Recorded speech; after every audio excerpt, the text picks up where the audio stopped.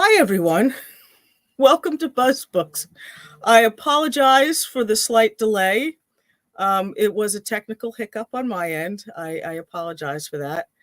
I would like to welcome everybody to Buzz Books Expo 2022.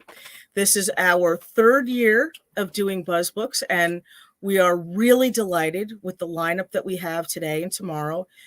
We are really grateful to all the presenters for participating in the expo this year. We have some new publishers that you might not be familiar with, and some old familiar names that I think you're going to be happy to see here in the expo. I first would like to thank Summer Cannon and Matt Wilderson. They worked incredibly hard to put this together. This expo would not be happening without them. They are on top of everything, and they are doing a fantastic job as part of the Buzz Book Expo committee. And I'm really grateful to have them helping me out with this, getting this expo up and running. I would also like to thank our presenters. I'd like to thank everybody currently in the audience. I see we're getting a lot of comments so far. That's great. We're hoping that you guys have a lot of questions to ask, and that you'll enjoy the giveaways and the announcements and all the cool stuff that we have lined up for this weekend. And I'd also like to talk a little bit about the expo itself and the purpose of the expo and what we hope to accomplish by broadcasting it every year. Folks may remember the Book Expo America, where publishers from all over the world would get together and promote what they had coming out for the next year to librarians and booksellers and readers and people in the industry. And it was a very important part of the distribution process of books, because the idea was to connect the people making the books to the people who would be ultimately buying the books. And when COVID hit, I think that the BEA took it took a hit. It took a hit in terms of doing that. And honestly, although horror was always represented at BEA, I don't know that the small press had as much of a presence there as it should, given what the small press is doing to keep the horror genre alive. And so Matt and Summer and I decided that maybe an expo specifically about horror, dark fantasy, that would bring a bigger awareness of what the small press was putting out to the people who would be buying the books, reviewing the books, stocking the books in their bookstores or their libraries. Our goal is to do what the BEA was doing, which is to connect readers and book buyers to the people writing the books and publishing the books and distributing the books, and hopefully bringing a bigger audience to the people who are out there creating horror. So that's been our goal for the last 3 years, and I'm really glad to see that people are into it, and they're supporting it, and they're enjoying it. There's been a lot of interest this year in particular. Any good expo, I think, takes a while to grow, takes a while to gain recognition, and we're really appreciative. I can't tell you how much it means to see that people are in here subscribing and attending and watching, and it means a lot, because we can connect more readers to more writers. That's ultimately our goal. And this weekend, we're going to have all kinds of announcements. In the closing remarks on Sunday, we have a big announcement regarding the Buzz Book Expo and a broader project that we're going to be incorporating the expo into. We have, as I mentioned before, we have giveaways. We have open submission calls that are only during the expo. We have announcements. Apparently, there are going to be some big announcements from publishers about what's coming out and what's new over the next course of the year. And we're hoping that as well, that we have, the readers, the booksellers, the podcasters, the librarians, the reviewers. We even have reviewers presenting this year, which is great, because I think that word of mouth is still the best way to get people to read books. We build an audience one person at a time. And so I think that this expo can be very beneficial for both writers and publishers and readers and all around. Ideally, what we would like is all around for people to connect with books that they're excited about, that matter to them. So what we have lined up for today at 11:30, we have Cemetery Dance Publications. We have Apex Books, Erie River Publishing. We have D&T Publishing, St. Rooster Books, French Press, and Bad Hound Books for today. For tomorrow, we have a whole new set of publishers. We've got Thunderstorm Books, Happy Goat Horror, Madness Heart Press, Bleeding Edge Books, Apocrypha, Cemetery Gates Media, Bridget's Gate Press, and then, of course, our closing statements, where the committee and I will be telling you about Buzz Books. We'll be opening it up for questions. If you have things that you want to talk about with us, ideas that you want to present to us, we'd appreciate hearing it. We like to know how to better bring you books that you want to read. And for publishers, we would like to know, how this is working, how this is helping people. So definitely we're looking forward to doing this weekend. We are really excited about some of the stuff that we have coming up, and we hope you'll ask lots of questions. We hope you'll be involved in the chat, that you'll get in there and interact with the people who are presenting, because we've got some really good lineup this weekend. Matt, do you have anything you want to add? No, Matt does not have anything he wants to add. Matt and Summer today are my silent partners in this. But I see a lot of familiar faces, or from faces, not really, because you're all little circles to me, but I mean little circles in the chat there. But I do see some familiar names. I see Brian Keynes out there, Efren Rodriguez, Matt Brandenburg. I see Cemetery Dance is raring to go, which is great. We're really excited about what we're doing this weekend. And as I mentioned, we could just have some great stuff. If you're just tuning in, our goal this year, as it has been in the past 2 years, is to connect readers to the publishers who are putting out the kind of books that they like. And we have all different kinds of horror. The different publishers that we have lined up, it's primarily small press publishers, and they are putting out. Small press is really, in my opinion, one of the things that is keeping the horror genre going. And if we should support it. If we can support it in any way, we want to do that.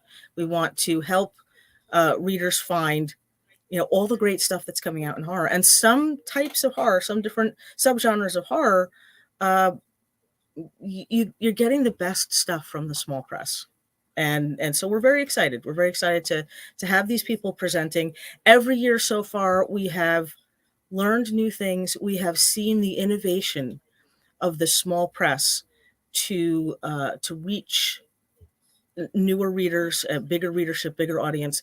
And we've also seen the real love of the genre and the dedication to reaching other people, to getting out there and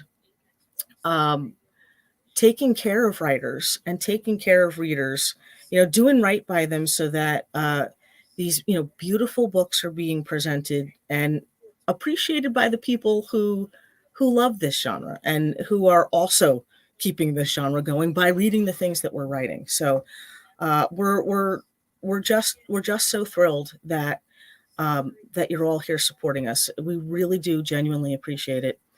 And I think that it's going to be, I really do think it's going to be a good weekend. as I mentioned before, and I will mention several times over the course of the weekend, if you have questions, just put them in the chat. It would help us immensely if you tag them with question, preferably in all caps. Just put question, and then the question that you have. This way we can keep track of them in the chat. We can see them. We can pop your question up onto the screen for the people that have them. This goes for us too. If you have any questions about Buzz Books Expo, any questions for me or Summer or Matt, just let us know. Put it in the chat. We encourage questions. So by all means, definitely bring the questions along. Now, as far as giveaways go, there will be giveaways multiple times over the course of the weekend.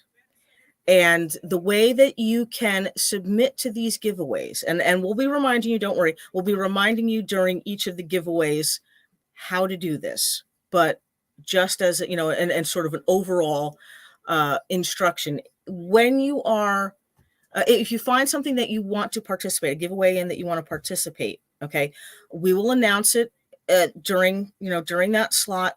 You need to email, I'm making sure I got this right. You need to email buzzbookexpo@gmail.com. Okay.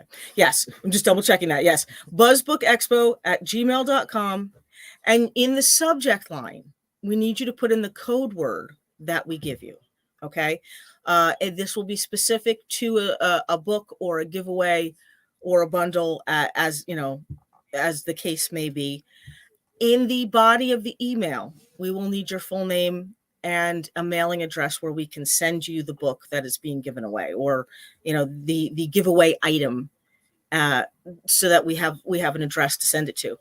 So again, that's buzzbookexpo@gmail.com. And then in the subject line, you put the code word that we will give you for that giveaway.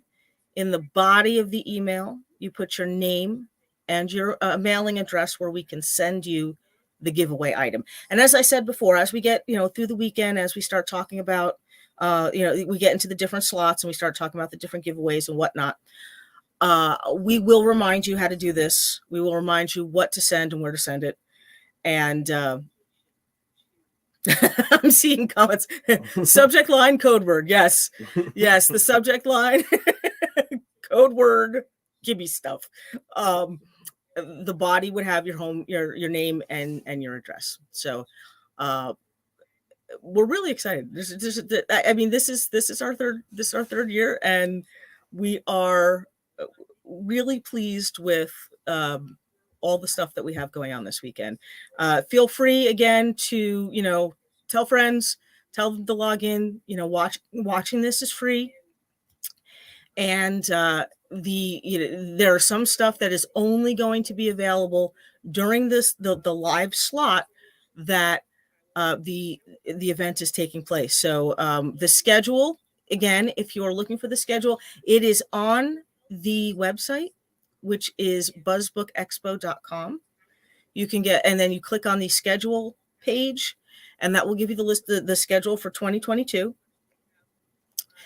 You'll have everything, the whole schedule, so you can, when you want to, who you want to see, when they're going to be live.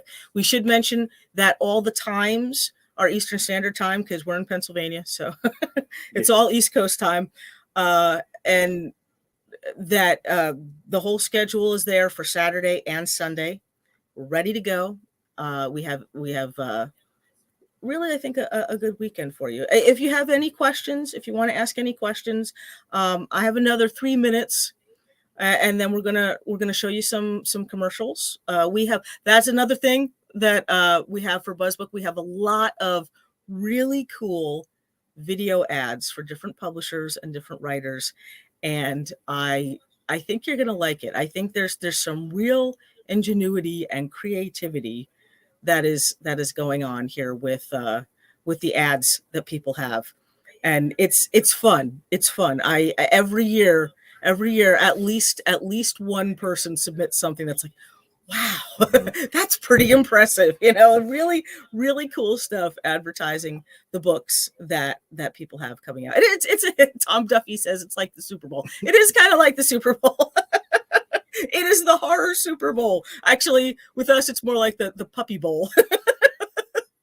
but it's going to be good. It's going to be fun. And again, I want to thank everybody who's presenting, everybody who is participating in the chat. We've got some good numbers so far, and it really means a lot. Oh, I see a question from Amy.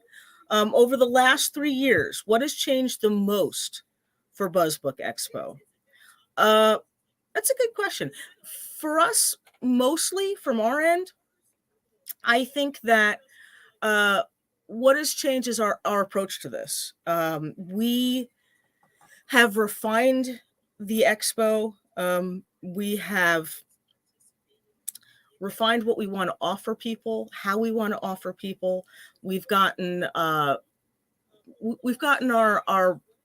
planning down a lot better. And I think that honestly, at least for me, it has given me a renewed respect for the small press. Seeing how dedicated that a lot of these people are to bringing out great horror and to taking care of the writers who are writing for them, and seeing how hard they're working and seeing what creative ways they're coming up with, like brand new ways of marketing and promotion, has been very illuminating. It's been a real eye-opener, I think, in terms of how we look at the small press. And I have I wouldn't say a newfound respect, because I did always, respect the small press to begin with, but I think a renewed respect for how hard there are people out there working to bring horror out into the world. And it's pretty cool. It's pretty cool. And I have no doubt that is going to, be even more so renewed this year. So that's it. That's it for me. I'm going to bounce out here for a little bit. We're going to run some of these cool ads that I was telling you about.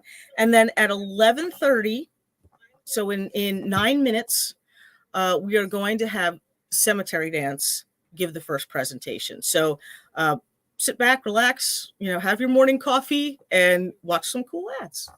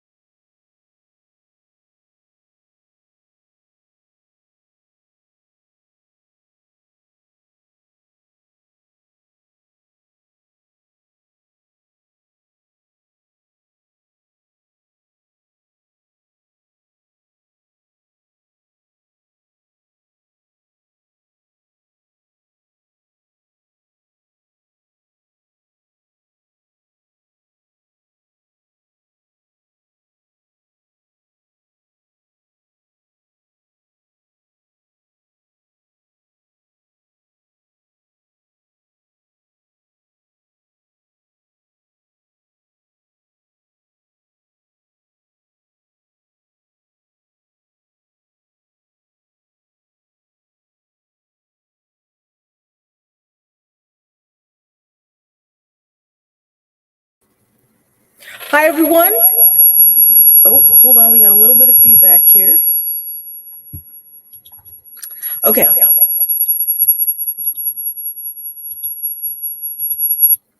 Okay, we're all good. Sorry about that. We're back, and we have Cemetery Dance coming in to tell us about all the cool stuff they have coming on. So I will, without further ado, Cemetery Dance, add Kevin Lucia. Hi, Kevin. Hey, how are you? Good. How are you? Very good. Very glad to be here. Well, glad to have you. Glad to have you. So I won't take up your time. I'm going to pop out. If you need anything, I will be in the room. Okay. But yeah, thank you for doing this. We're really excited. Well, thanks for having me. Okay. I'm excited to hear what's going on. Okay. So I'm going to pop out. Okay. Hi, everyone. My name's Kevin Lucia. I'm the editor of the new paperback and ebook line at Cemetery Dance Publications. Just a little bit of a brief backstory because I'm sure everyone knows of Cemetery Dance, for their wonderful limited editions, long legacy of wonderful books, great craftsmanship. And they've published some paperbacks and ebooks here and there, but it really hasn't ever been one of their mainstays. So about a year ago, I got into a conversation with Norman Prentice, and it came up that he was moving on from Cemetery Dance because he got a full-time job, and he was talking about how the ebook editor job was open. And we got to talking, and he suggested that I not only pitch, for the job, but that I should pitch to Rich Chismar a full-blown paperback ebook line. And I thought that was a great idea, and I did so. And Rich loved the idea, and here we are. So it's been a year later. I've had a really wonderful experiences working with CD so far, and working with several authors. We've had a lot of good books come out. I've published James Cooper, and we reprinted Jedi Summer by John Bowden, and Savages by Greg DeFune. And our most recent release, Solo Bend by Alan Baxter, and I actually have that book, right here. That wonderful Francois Valancourt cover. And I guess it would be remiss not to show the novella The Man in the Field by James Cooper, Ben Baldwin, and Savages with that wonderful pulpy Zach McCain cover, and then John Bowden's Jedi Summer, which I read before it even came out years ago. This is a wonderful story, and those are some of the books that were leading up to it now, and we're right kind of in at the precipice of a lot of great things. Currently, our current release right now is on a pre-order special, 99 cents, is Alexander's Song by horror veteran Paul F. Olson. If you haven't checked that out, I would highly recommend going over to Amazon right now and giving that a shot. I discovered Paul F. Olson, thank you to Brian Keene, many years ago when he was doing a show on The Horror Show, and he was talking about the magazine The Horror Show. And I went and dug up the best of The Horror Show, and I discovered Paul's short stories, and that led me to Paul's work. And then he shared with me this novel, Alexander's Song, that came at the end of the horror boom, and he couldn't interest anybody in it, and so he self-published it. And it's just a glorious novel. And that was one of the very first things I did when I took this position over, is I contacted Paul and said, I want Alexander's Song. I need to have that book. That needs to be in print, because at that point, there was no print version of it. So Alexander's Song is currently 99 cents on Amazon. I'd love it if you guys would go check that out. So we've got a lot of great books coming up. So next submissions. It's going to be a while. We had a lot of great books were submitted in our first open submissions, and I'm still reading through them. That's basically what I'm doing right now. That's all I do every single night is read CD submissions before I go to bed. We've had a lot of great announcements. I've got 3 great announcements next week. So we're booked right now out to, I would say, January 2024 at this point with releases. So it will probably be a little bit. I would like to look into something to do with short story contests. So you want to be keeping an eye on that. I've been very inspired by Cemetery Dance, or not Cemetery Dance. Crystal Lake does the Tales from the Lake, and also does their Shallow Water series. And I would like to do something like that with flash fiction for Cemetery Dance. So keep an eye on that. So we've got some great releases coming up that we're really excited. October is going to be a great month. First in October, we're going to be re-releasing a novel called Something Stirs by Thomas Smith. This is also a reprint. It was a novel I encountered about back in 2011. It was printed by a very small publisher, and it's a really great haunted house. It's got that faith aspect, kind of like a la Dean Koontz. And again, he was one of the first guys that when I was putting together this line, I contacted Tom and I said, Thomas, I really want that novel. So that is coming out October 13th. Again, a great cover by Francois Valancourt. Really exciting for October is the re-release of Every House is Haunted by Ian Rogers. Now, first of all, that's really exciting because it's such a great collection, and Ian is wonderful to work with. But also, one of the stories from Every House is Haunted, the house on Ashley Avenue, is currently in development as a Netflix feature film, and it's being produced by none other than Sam Raimi. Sam Raimi was also kind enough to give a personal blurb um, for Every House is Haunted. And of course, obviously, people who've been involved in things like this before, there's so much that Ian and I can't tell you. Phone calls and meetings that are supposed to happen, meetings that are rescheduled, but Ian and I are just waiting for things to happen, and so we can cast announcements and stuff like that. So anyone who's been involved with that probably knows how that goes. But all I can say is Ian and I are both very excited about this, and Ian says Netflix is very excited about the prospects as well. And it was to get a blurb from Sam Raimi. I mean, I was sitting in the theater watching Doctor Strange in the Multiverse of Madness, thinking this guy blurbed one of our books. So that was pretty cool. I saw some comments already about the cover for The Dismembered by Jonathan Janz. That's a really, really excellent little book. It's a long novella, short novel, and it's not quite a novel. But it's a really nice, tight, gothic, throwback gothic tale, but he kind of subverts the trope a little bit and gives it a modern twist, only the way that Jonathan Janz can. And there are rumors of a really glowing review for that in a trade publication that I probably could say, but I'm not gonna. But we're really, really excited about that as well. December, we see Holy Ghost Road by John Mantooth. And again, if you've read any of John's stuff, you read The Year of the Storm, read Shoebox Trainwreck, you know that he can write that modern Southern Gothic, I mean, better than anybody else. And Holy Ghost Road is a great novel. It's a supernatural coming of age road novel. I was just thinking about it this morning. It reminds me a lot of Mystery Walk by Robert McCammon. It's got that same vibe, but with a female protagonist, and really, really, I think people are really going to enjoy Holy Ghost Road by John Mantooth. We also, in December, are releasing a supernatural crime novella by James A. Moore called Dear Diary, Run Like Hell. And it's supernatural crime noir done only the way James A. Moore can do it. It's also illustrated by Glenn Chadbourne. So that'll be coming at the latter half of December 2022. Now, in January, I'm super excited to be re-releasing two of my favorite books.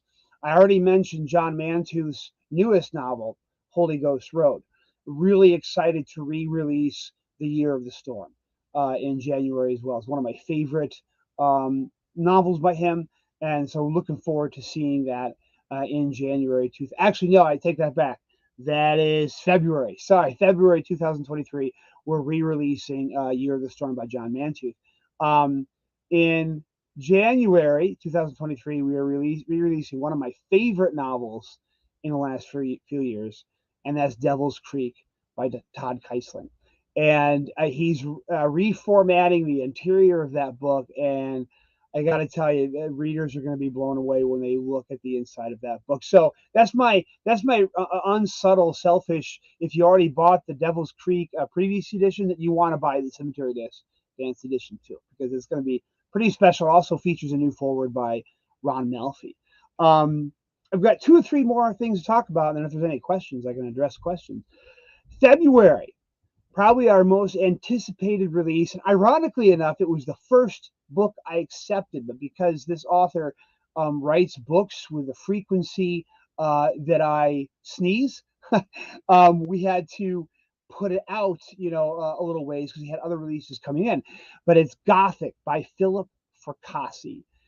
This book is amazing. I mean, it is an old school horror pot boiler, and it's an homage to old school horror novels. I don't know if you've seen that cover by Keelan Patrick Burke. Um, it is it's just amazing. It's blown up NetGalley reviews. So if you're a reviewer, pop over to NetGalley and check out Gothic by Philip Fracassi. That's really just that one's really really killing it. Another one I'm really excited for, and I saw the ad for it just as I was logging off, was Beast of 42nd Street by Preston Fassel. I've never read any book like this before in my life. I haven't.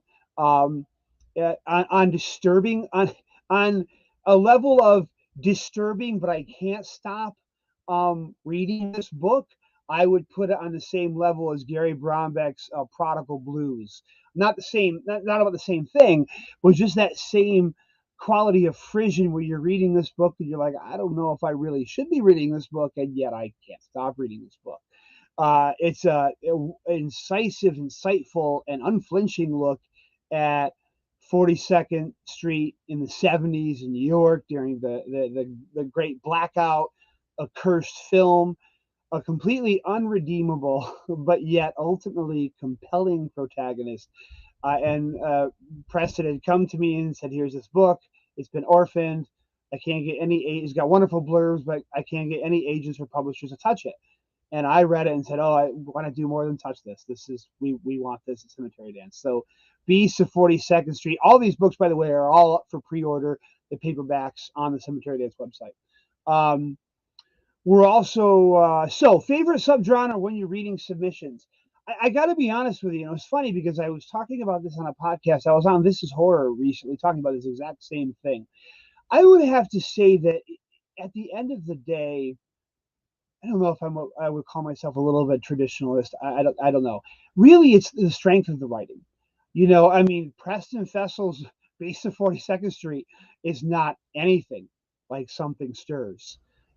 Something Stirs is a Dean Koontz-esque, and then Preston's 42nd Beast is way over here. And then I've got a novel coming in a couple months or a couple years that I accepted called Hollow Girls, which is a mashup between X-Files and a Hellier. So I don't know if I could say I have a favorite genre when I'm reading submissions. I think what I really want is I want that story to move. I wouldn't consider myself reflective of all readers, but I was a reader long before I became a writer, and I'm still an obsessive reader now. I mean, my idea of a good time is sitting by the fire reading. That's all I really want to do. So if I'm reading submissions, the biggest thing is I want this thing to keep me, and that's why it's funny. I read them every night before I go to bed, so that if I know if I'm having a hard time putting this thing down and I don't want to go to bed, then this is probably a good submission. So I don't have a certain subgenre I'm looking for. I just want that thing to be, I want it to be well read. I want there to be substantial characters there. But that's the thing. A story well told. It can be done in any genre, I think. The only other two releases I want to talk about is we are re-releasing Dan Franklin's debut work, The Eater of Gods, came out in limited edition earlier this year from Cemetery Dance. That is coming out paperback and ebook in March. That is also garnering a lot of great NetGalley reviews. So again, if you're on NetGalley, I would suggest going right over and picking that up. The Eater of Gods by Dan Franklin. Also, too, C.S. Humbles. I see him here out the audience. C.S. Humbles, just wonderful horror Western trilogy. We're going to be releasing early in the mid-spring. Francis Valancourt is currently working on all three covers, and hey, there he is right there. Francis Valancourt is going to work on all three covers, and he just does a wonderful job. So we're really excited about releasing that trilogy. Tell Me When I Disappear by Glenn Hirschberg is on the way. And I think I'm just going to announce this now. I was going to wait until next week, and I will announce it on Facebook next week. But I am happy to announce 3 new acceptances. I think I'll end with that. And if there are any questions in my last 5 minutes, we accepted a novella by Chad Lutzk called but what was it? Bruises on a Butterfly by Chad Lutzk. I mean, if you can imagine Stand By Me mixed with Color Out of Space, that's what you got.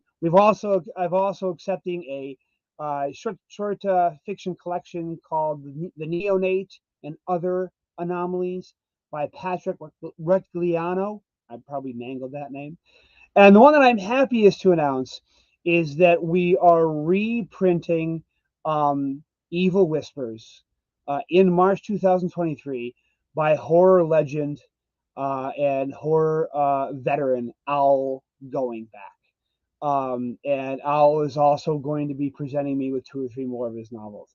So that I was really excited about that, to be able to offer a home to Evil Whispers for Owl Going Back, and to look at some other books from his back catalog. So I don't know if there's any questions left, because I know I've got about 4 minutes left in my time. So if anyone has any questions they want to shoot my way about how this all came to be, how it's been going, any plans I have. You're muted, Mary. I have a question. Oh, here, wait. You know what? Forget. There's a question popping up. I'm gonna let Anne ask her question. I'm gonna. So for novelettes, right now, probably the smallest thing that we're publishing are novellas. Novelettes probably should be part of a short story collection, and that just comes. Although I would have to think about that. A novel, any length can be published as a ebook, of course. But when you start talking about printing and price points and things like that, probably the smallest thing that we're doing is novellas at this time. So I don't know if that's a good answer or not. Should you expand them? I mean, every do I have a favorite subgenre? I think I already mentioned that. Like I said, I want a really well written story and a character that I can't look away from. So Mary was going to ask me another question, and she popped back out again. I did. I'm sorry. I was going to ask you how you feel about joining an institution as sort of legendary as Cemetery Dance. I Right think now, like our generation, like that's like, wow, you're part of Cemetery Dance. Like how does that feel? it's on a daily basis. I am having the time of my life and frightened out of my mind. Like I'm like, this is so amazing. I'm gonna fail. This is so amazing. I better not screw up. That I mean, and I've been involved with Cemetery Dance behind the scenes since 2011, like doing slush reading and things like that. But it's like a dream come true, and then at the same time, I'm just a little terrified every time I do something. Just like Right. this is. So that's what it basically is on a daily basis. Yeah, because you're helping shape the future of Cemetery Dance, which is kind of It's awesome awesome and and terrifying. frightening. Right? It's awesome. I don't want to say frightening, but the I guess the weight of that is it's not a bad weight, but it's there. It's a weight. It's like Right. something you're mindful of all the time. So Right. Well, it sounds to me like Cemetery Dance is in good hands. That was an awesome presentation, awesome lineup that you have coming up for the next several months. So we're really excited, and it's really great. I'm really glad to hear it. Thank you so much for presenting at Buzz absolutely. Book Expo this year. That was really cool. Thank you for having me. Absolutely, absolutely. So, folks, we're going to have a little break. And then next we have Apex Books coming up. So just hang in, watch some cool ads, and we'll be right back.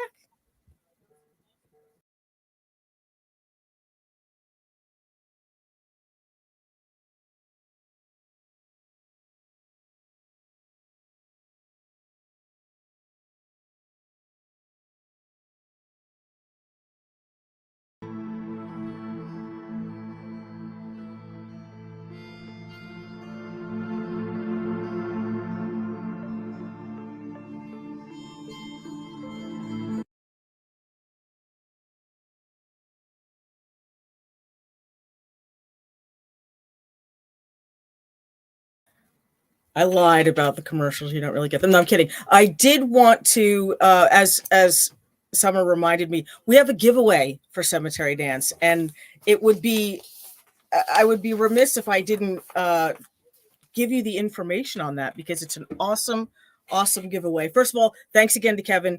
Our giveaway for Cemetery Dance. Remember, what we need you to do is send an email to buzzbookexpo@gmail.com. That's buzzbookexpo@gmail.com. And in the body of the email, we need your name and a mailing address where we can mail one of these books. Here's what the following books for the giveaway are. There will be 2 copies of each of these books available to folks who email us now. The way we're going to do this, to be fair, entries will be pulled and numbered and then chosen using a random number generator. So it's all above board. So here's what we need you to do. Remember, send us an email to buzzbookexpo@gmail.com. For the subject lines, if you are interested in Jedi Summer by John Bowden, then the code word in the subject line is Bowden, Boden. If you are interested in Savages by Greg F. Gifune, the code word in the subject line for that is Gifune, Gifune. If you are interested in The Bone Worms by Keith Minion, the code word in the subject line for that is Minion, Minnion. If you are interested in Sallow Bend by Alan Baxter, the subject in the code word in the subject line there is Baxter, Baxter. And then we have also Arcs of Gothic by Philip Fracassi, which is really exciting. Code word in the subject line there, Fracassi, Fracassi. Again, send to buzzbookexpo@gmail.com. And in the subject line, one of the code words that I just read out, in the body of the email, there will be your name and a mailing address that we can use. I can put the code words, if you want, in the chat so that you guys have them. Okay? All right. And now enjoy some commercials.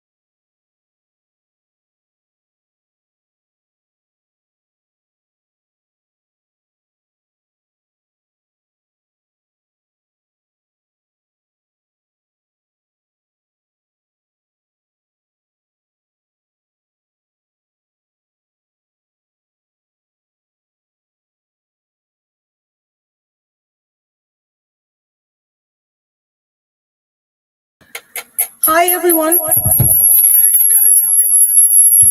Okay. Hi, everyone. Hello. I'm back. It is 12 o'clock, and we are next up. We have Jason Sizemore from Apex Books, and we're very delighted. So I'm going to bring Jason in. Little us. Hi, Hi, Jason. How you Mary. doing? Hi, Good to I'm see doing you. great. It's great seeing you. How are you doing? Pretty good, thank you. Thanks again for doing this. We're really excited. Um, Ah, we are working on a way for you to show cover images. I think probably if you email Matt, we can have Matt, and we can do a share screen thing that way. It's uh, we'll see what we could do. So, yeah, um, it's not a big thing. okay. So I'm gonna pop out, and if you need anything, just let me know. I'm gonna pop out and give you the floor and tell us about what's happening with Apex. Cool. Yeah, about the share screen thing. I didn't know it was an option, and then when I logged into the Backstage software, I saw there was a share button, and I was playing around with it. I was like, "Oh, cool." Anyway, um, hi, I am Jason Sizemore. I've had way too much coffee this morning. Um, I am glad you have joined us for our little Saturday afternoon spiel. I am the editor, owner, and publisher of Apex Book Company at apexbookcompany.com. We are a small independent press run out of Lexington, Kentucky.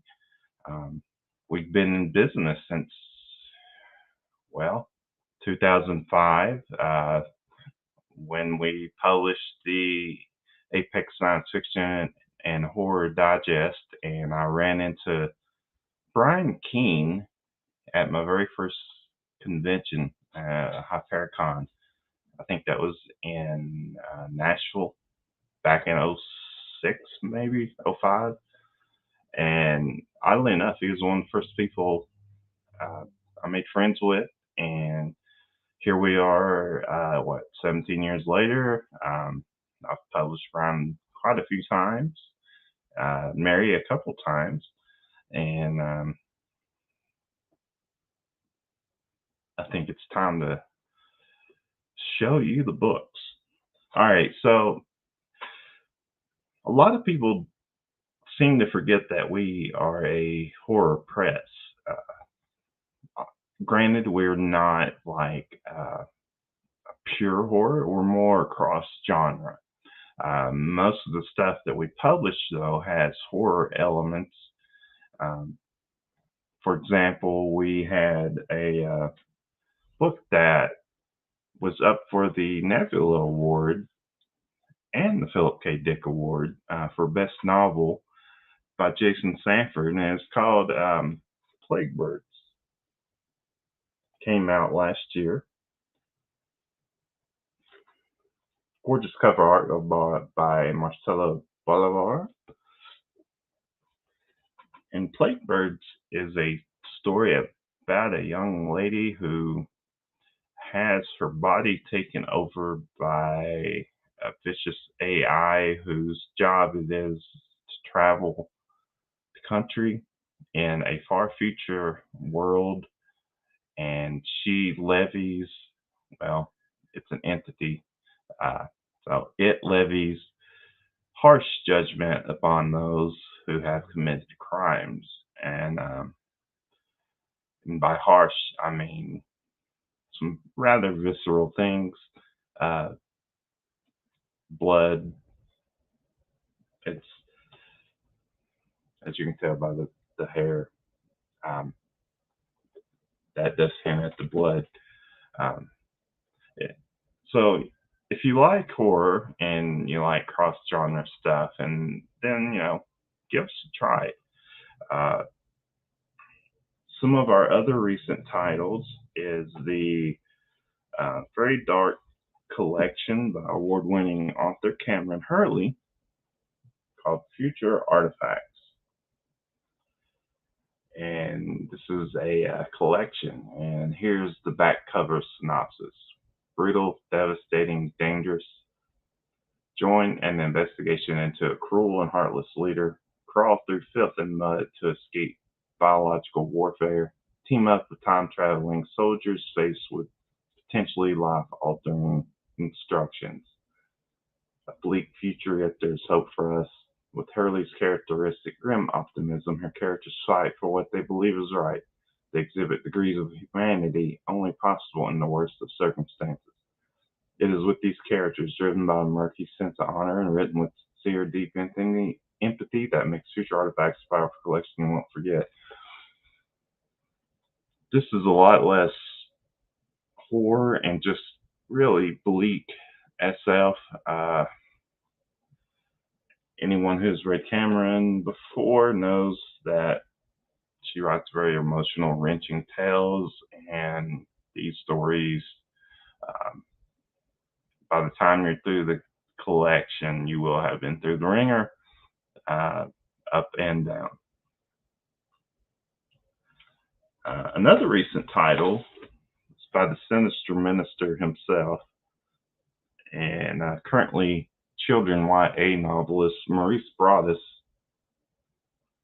and it's called Pimp My Airship. And this is a story about a steampunk Indianapolis and the underground resistance movement, led by a poet called Sleepy, who is a spoken word artist, and a very loquacious fellow named Knowledge Allah of 180 Degrees, who has some hilarious rants in the book.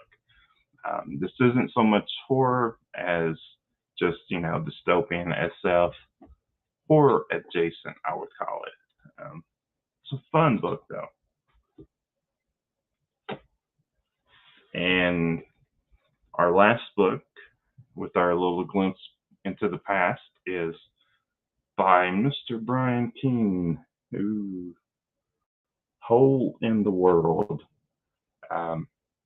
This is a series, although each book is very standalone.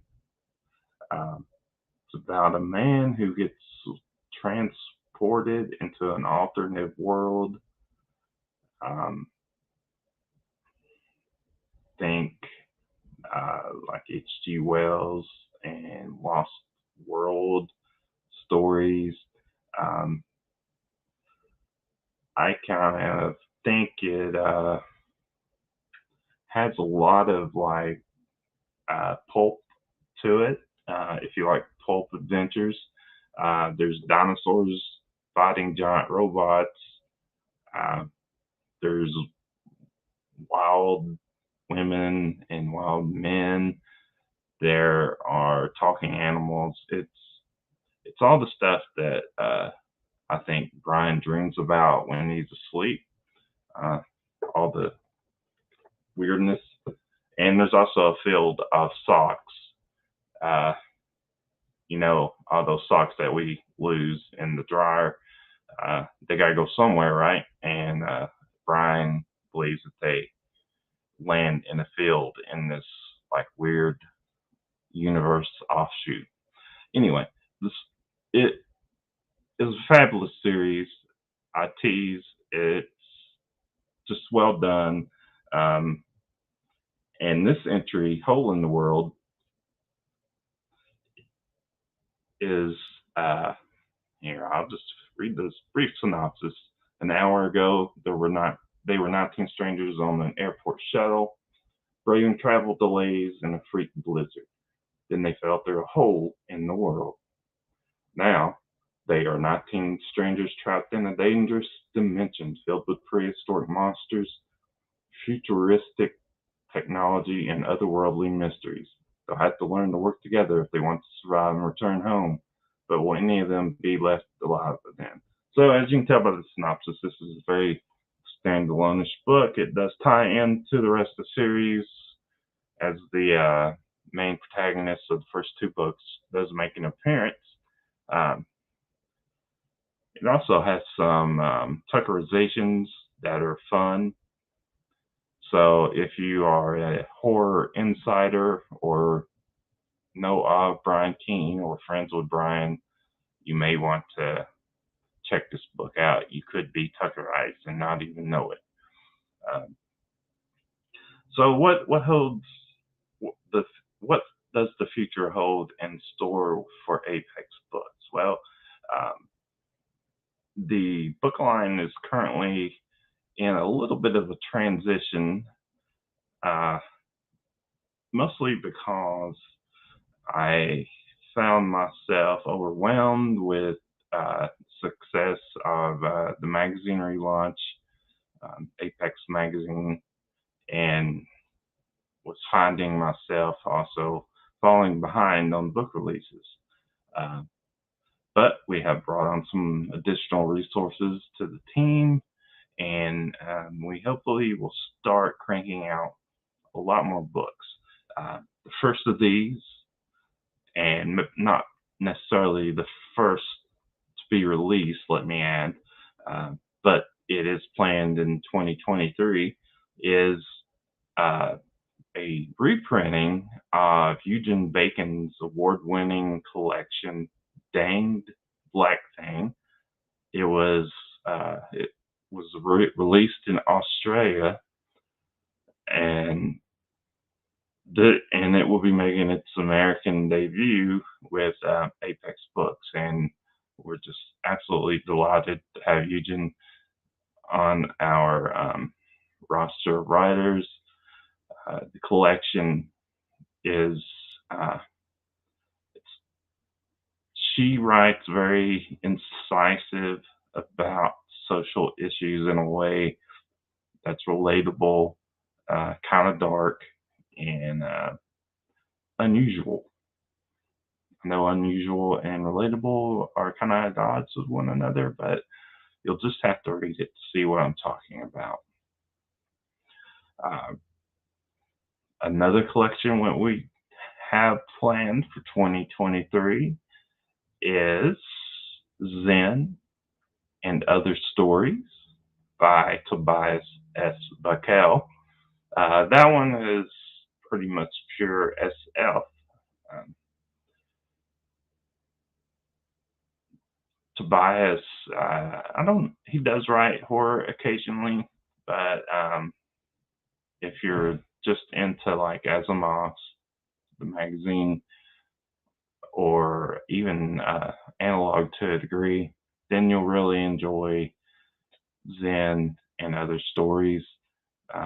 We have another collection coming from Ada Hoffman called Resurrections. I think some horror lovers will go crazy for this one. Um,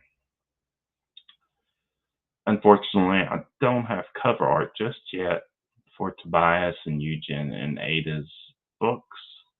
Um, Working on that.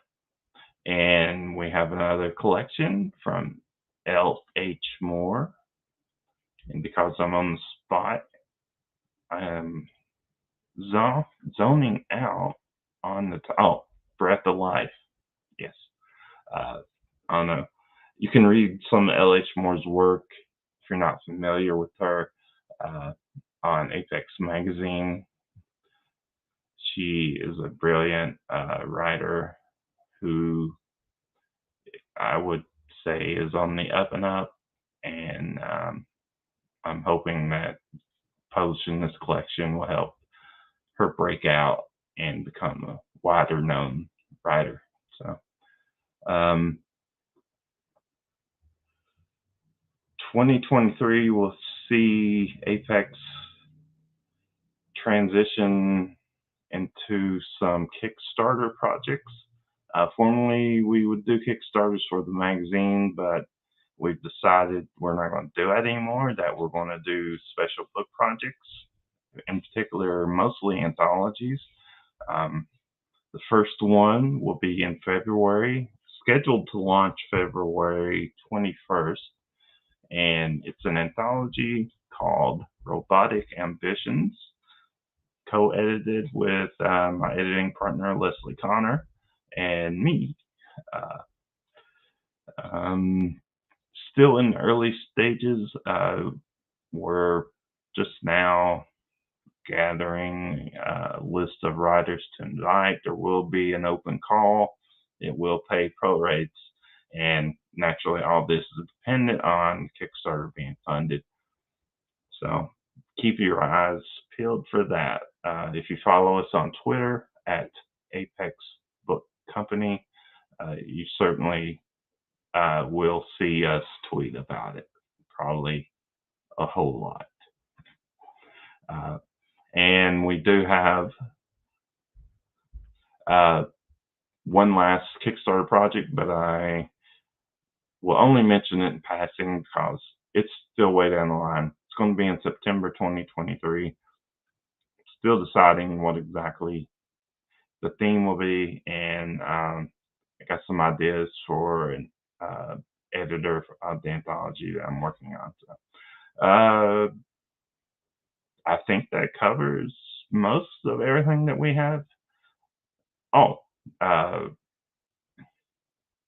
yeah. All right, so we have a question.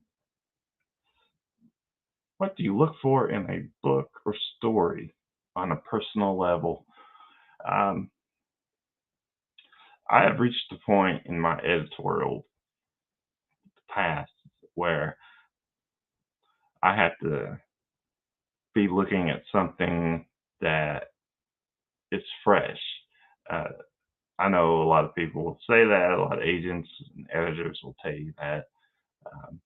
But so, you'll see these submission guidelines.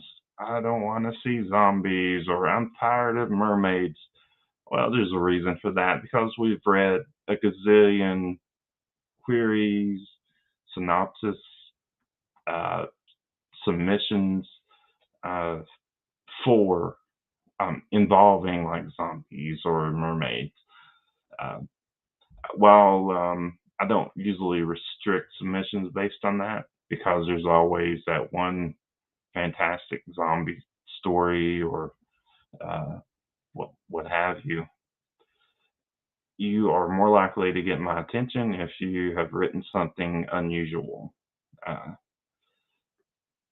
Our tagline, strange, surreal, shocking, and beautiful, that's kind of what we follow when it comes to picking works.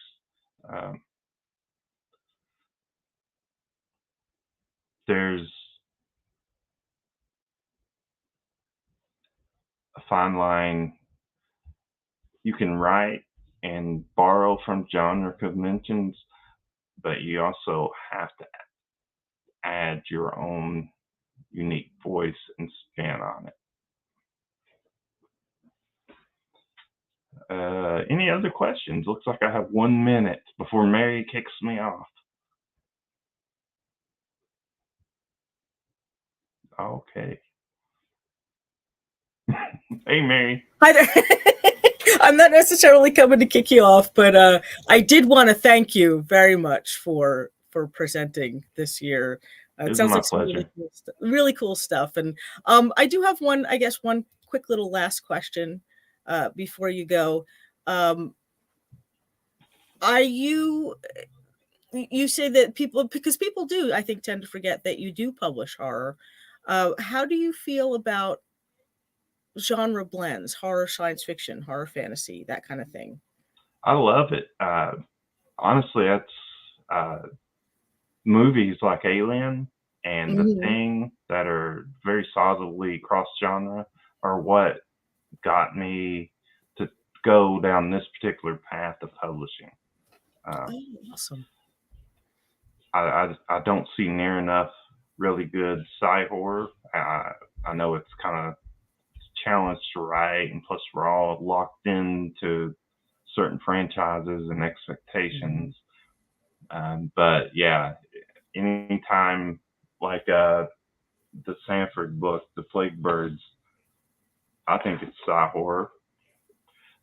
And anytime something like that comes across my desk, I get excited and usually will quickly make an offer on it. Awesome. I'm glad to hear that. That's really cool. That's really cool. Well, again, thank you, Jason, so much for doing this. We really appreciate it, and we're excited about what Apex is doing in the next year. Well, I wish you and Brian the best, and Well, thank you. hopefully I'll see you soon. Yes, definitely. It's been a while.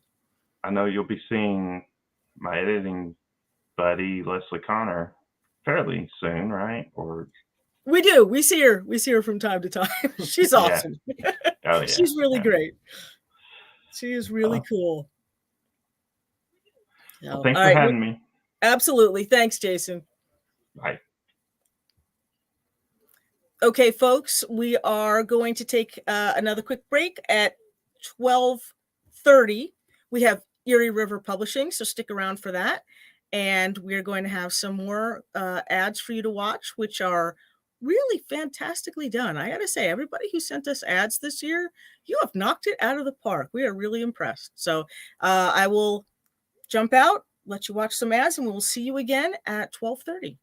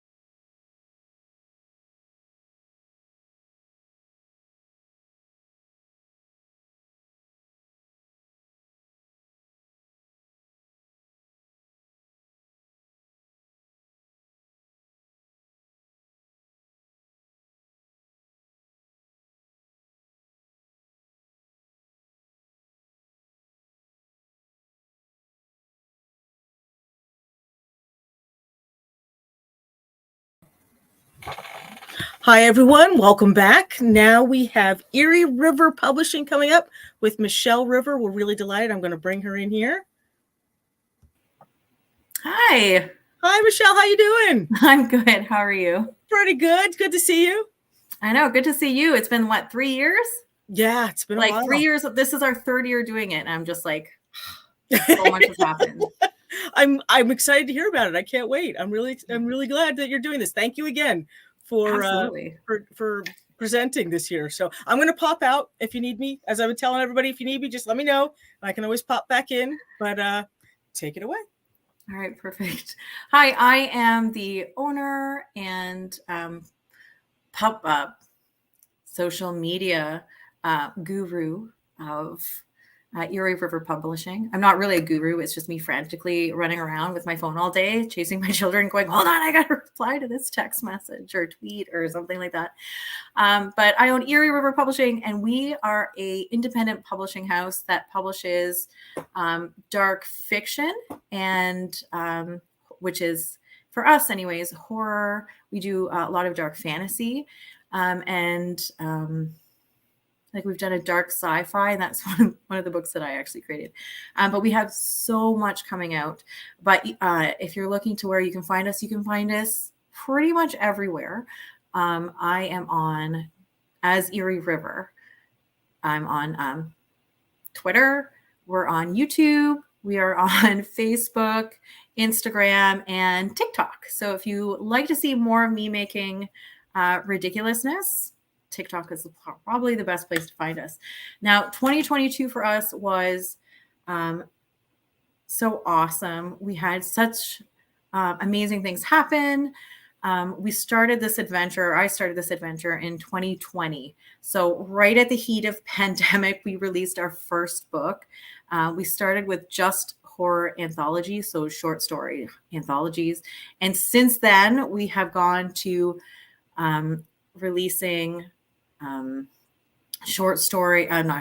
novelette collections. We've done novels by single authors, novellas, and I've also gathered some really fun author friends and editors to help work on some of our projects that are going to be coming up. We just had 2 calls. One was for folk horror, and that will be one of the ones we're talking about that's coming out in 2023. That was curated and project managed by Holly Cornetto, who is a fantastic horror author. And another one that is just open right now is for our cosmic horror collection. And that's going to be our first time we've ever done cosmic horror as like an actual genre we're looking for. It's going to be all that's in that book. And that's going to be by Tim Mendes, who actually we just published his novella. Tim Mendes is amazing. We just published his novella in 2022, Miracle Growth. And this was just a really fun one for him. So if you love cosmic horror, this is something that you can look into. So this is what we started with just anthologies, and now we're moving on to anthologies and single author collections and books. So that's always fun. I feel like I should have wrote notes more so I can keep my brain from not doing like circle of everything I want to talk about. So yeah, you can find us absolutely everywhere. Let's talk a little bit where we started. So we started with anthologies only. Our anthology calls where it calls from. So here's one of them. If you haven't seen this before, this is probably the one that's known the most of because of the cover and the stories within it. It calls from the sea. So again, we do normally calls for, we're taking this down to once a year instead of 4 calls a year for the calls for series. So we started with forest, sky, sea. And then we also, our newest ones were door. So that's more rips in dimensions, that kind of stuff. So we did It Calls from the Door, and then we also did A Calls from the Veil this year as well. And It Calls from the Veil is our very, very newest one. It's all supernatural. And I also started exploring with doing a little bit more interior design on these, which are so much fun. So going further out, we end up doing that. So It Calls From is where we started. We've got, I think, 6 or 7. We just wrapped up It Calls From Below. Yes, we did. We just wrapped it up. We just wrapped It Calls From Below, which was going to be releasing in 2023. So that's where 2023 is starting. So let's really talk about let's talk about from here on out what our lineup is, because we have a few things that are coming out from this date forwards, which is a lot of fun. We are wrapping up our quarterly call. So if you are an author that's looking to submit, I wonder if I can see stuff like this. Oh, I can. Thank you I'm going to show you an interior design thing. So if you are an author that submits to short story collections, we have something that's been running every quarter. Our patron members actually picked our theme this year, and we picked elemental horror. So this is the cover of our Earth coming out from now until I think the last one's going to be coming out in March, is Fire, Water, and Wind. Water just closed, but wind or air. Wind now, it sounds like farts. Why did I say wind? Anyways, so air, air is going to be coming out for short story submissions. It's going to be coming out. I lost my brain. I think it's October. I will double check. It's on our website, I promise. And you have 1 month to submit. We announced it at the beginning of the year, so hopefully people have been writing it. But this one, so it's going to be 4 individual books, and then I'm going to be making a giant book that's going to have all 4 of them in it. And that one's going to be more of a special collection, because inside, again, I'm playing with interiors. All of these stories, I'm getting the authors to give me ideas. So again, of pictures for their stories. So I've been playing a lot with this. So the big one is going to have all of these extra little elements. Again, my chapters, I feel like I always wanted to be an artist, and this is giving me the availability or the opportunity to be creepy and amazing and everything that I love about this stuff. Look at this one, is just so much fun. So anyways, all the images are in color in the ebook. So the ebook is on sale right now on Amazon. It's also Kindle Unlimited. And then the paperbacks are all going to have the black and white and grayscale. And then we're going to make one giant one that is going to be color. But again, because it's color paper, it's going to be a little bit more expensive, but it's going to be the luxe edition. So that's coming out. So we're going to have Fire coming out in the next couple of months, and then Water and Wind. Oh, Air. I was trying to say Air. Those will be coming out early January to March, and then we'll have the big wrap-up one. So that's what the next couple months for that anthology is. Next year, we're going to be doing quarterly anthology calls again, but we're going to be, I don't know what the theme is yet. We're posting it in our Patreon very soon. So if you want to have your say, go on our Patreon. We've got lots of different tiers, but all the polls are open to everybody on our Patreon. So that's that. The next thing that we have coming out, which I'm really excited about, I know that a lot of small presses just closed this year. It sucks. It's not fun for anyone, especially for the authors.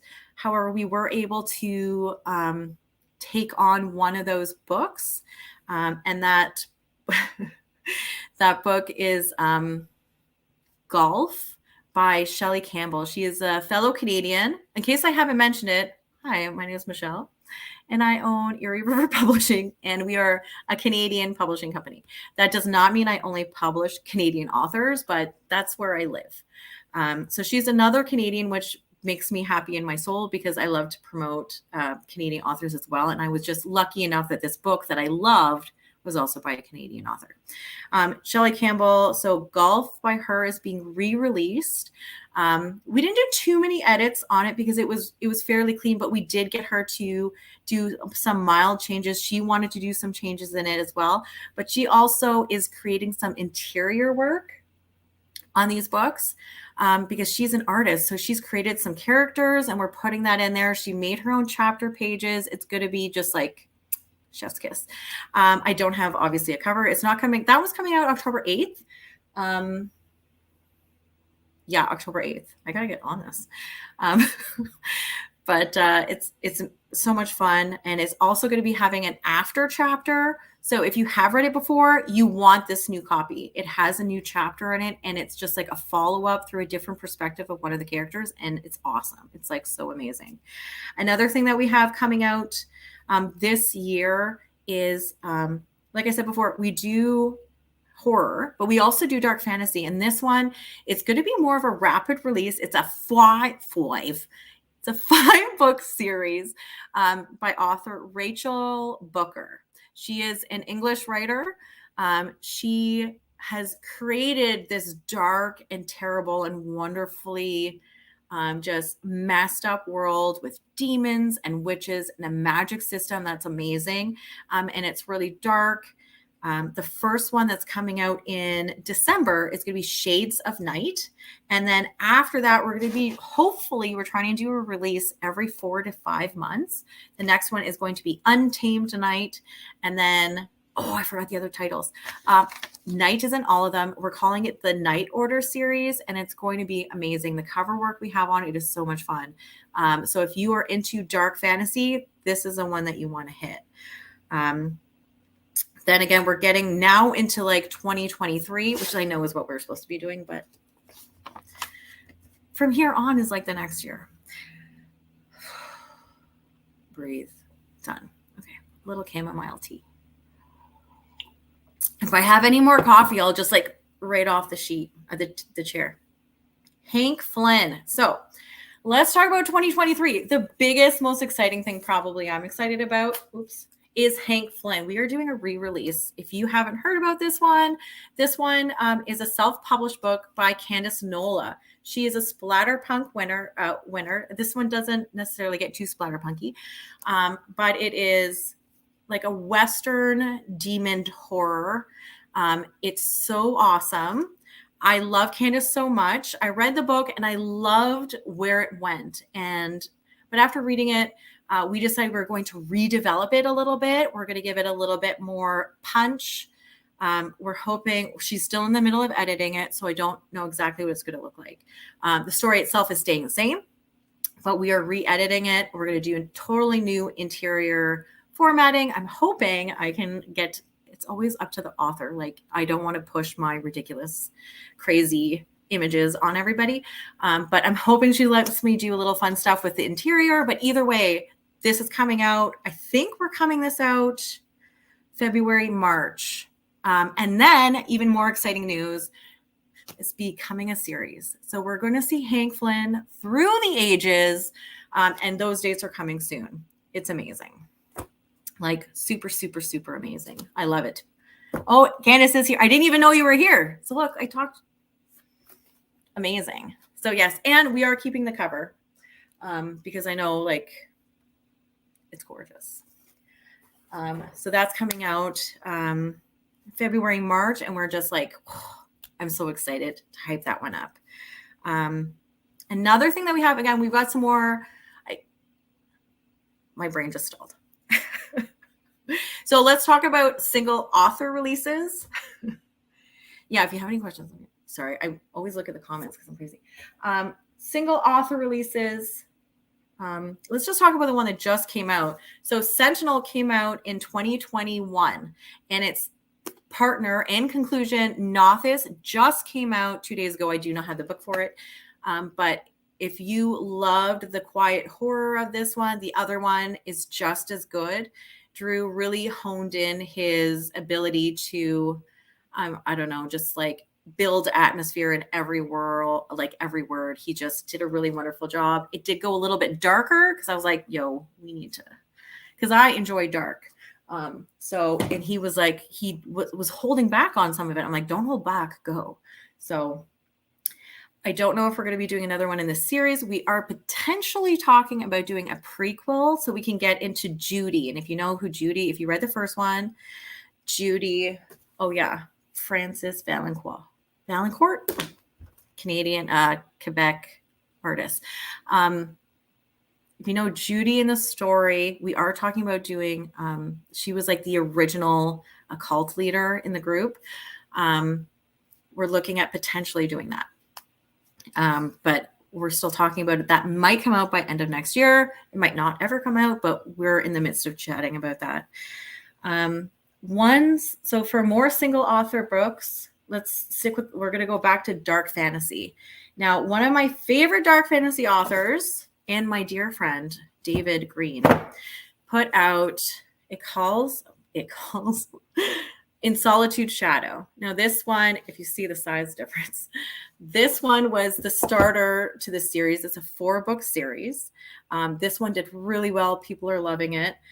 We just rewrapped it because we changed the cover on this one, and because we were bringing out number 2, Path of War by David Green. Also very, very dark. Both of these books get very dark. It's a dark timeline in this world. But not only that, the characters are flawed. There's drug abuse. There's people that don't talk to their parents. Like they're realistic. And I think that's why some people love it, is because those books and these characters, you can really relate to them. So book number 3. So we got book 1, book 2, book number 3, Beyond Sundered Seas, we are planning on having released next year. But he's also going to be doing a short story novelette that's going to be coming out that just gives one of the stories of Tilo, which is one of the main characters, his background story. So it gives him a little bit of fun there.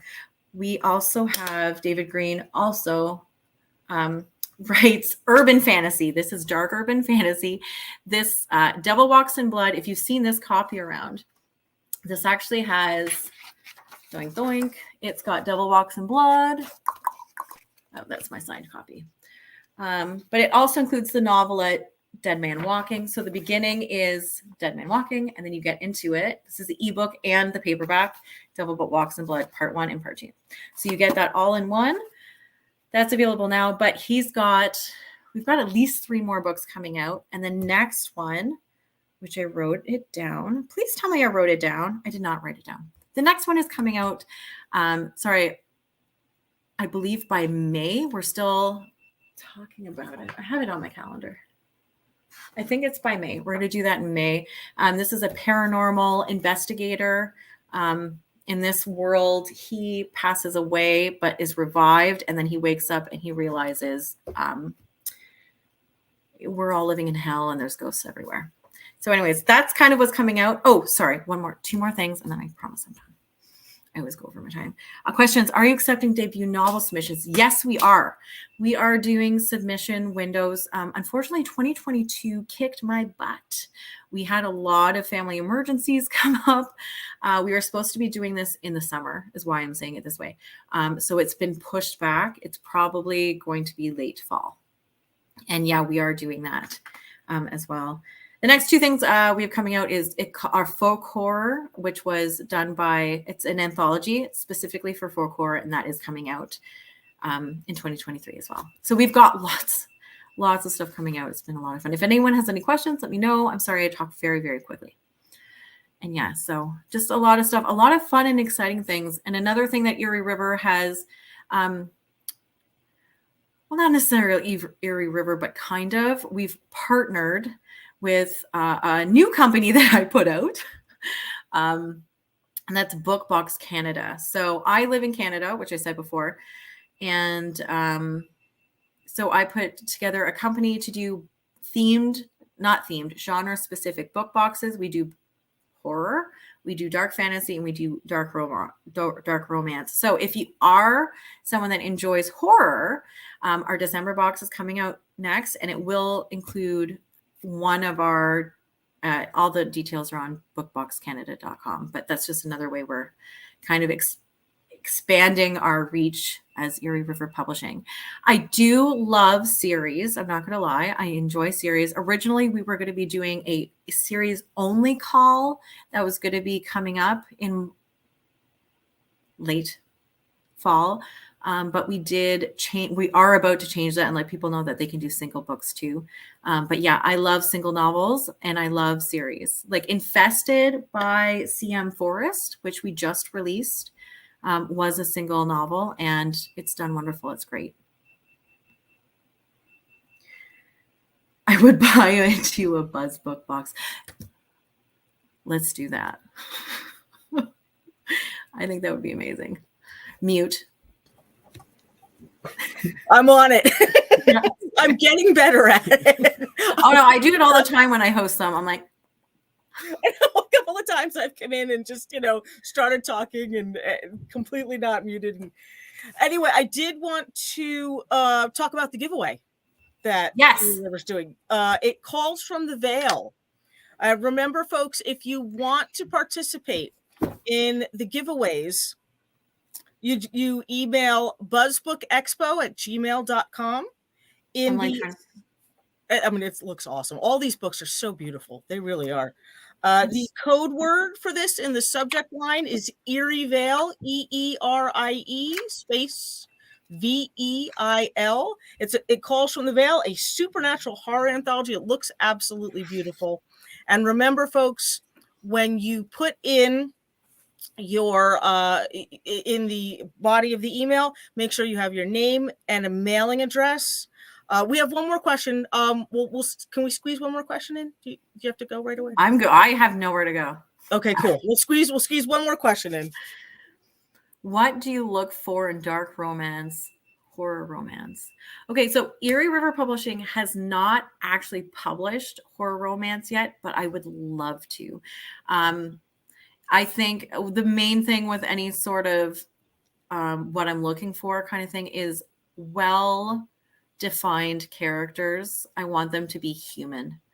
Not necessarily like human beings. I meant relatable. Like, give me a were vampire monster demon thing, and I'm all over it. But I'm not sure we're looking for specifically erotica yet. And I say yet because that is something that possibly could happen. But if you are doing a dark horror romance and you're interested in submitting it, make sure you tell us that's what it is.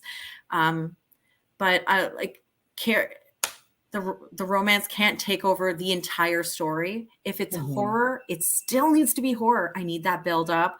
I need to feel it in my bones. I need the tension. Like, horror is all about the vibe in the room. Yeah. Like, I want to feel creeped out. But Absolutely. I feel like it depends on like the spicy level too. Like, are you going for full spicy? Or are you going for not? But I'm all for all of that. Nice. Please, somebody submit that. Nice. Very cool. Well, thank you so much, Michelle. This was great. The books are absolutely gorgeous. And I'm so glad to hear that Erie River is doing well. So thank you so much. Yeah, absolutely. I couldn't do Erie River without our patrons, to be honest. Like, publishing, especially in this climate, is so hard. Anthologies, although they look beautiful and I love them, they don't sell as much as like to really cover it. Like, it doesn't. Right. The only reason I'm able to put anthologies out is because of our patrons. So most of the patrons, they get the copies of them. You get discounts on them if you order like hard copies, because you're the reason I can do this. Aw. Well, shout out to Erie River patrons. If people wanted to subscribe and become a patron for Erie River, where would they go? I believe it's patron, and then like whatever, it's Erie River Pub. Okay. Yeah. Great. We'll make sure we get that up on the website so we can get you some more patrons if we can. So again, thank you so much. It was great having you. It was great seeing you again. Thank you for letting me be here. Oh, anytime. So, okay. So folks, what we're going to do now, we're going to show you some more ads. We've got some great stuff coming up. Next is D&T Publishing, and that is, just double check it, that's at 1:00. So we will see you then.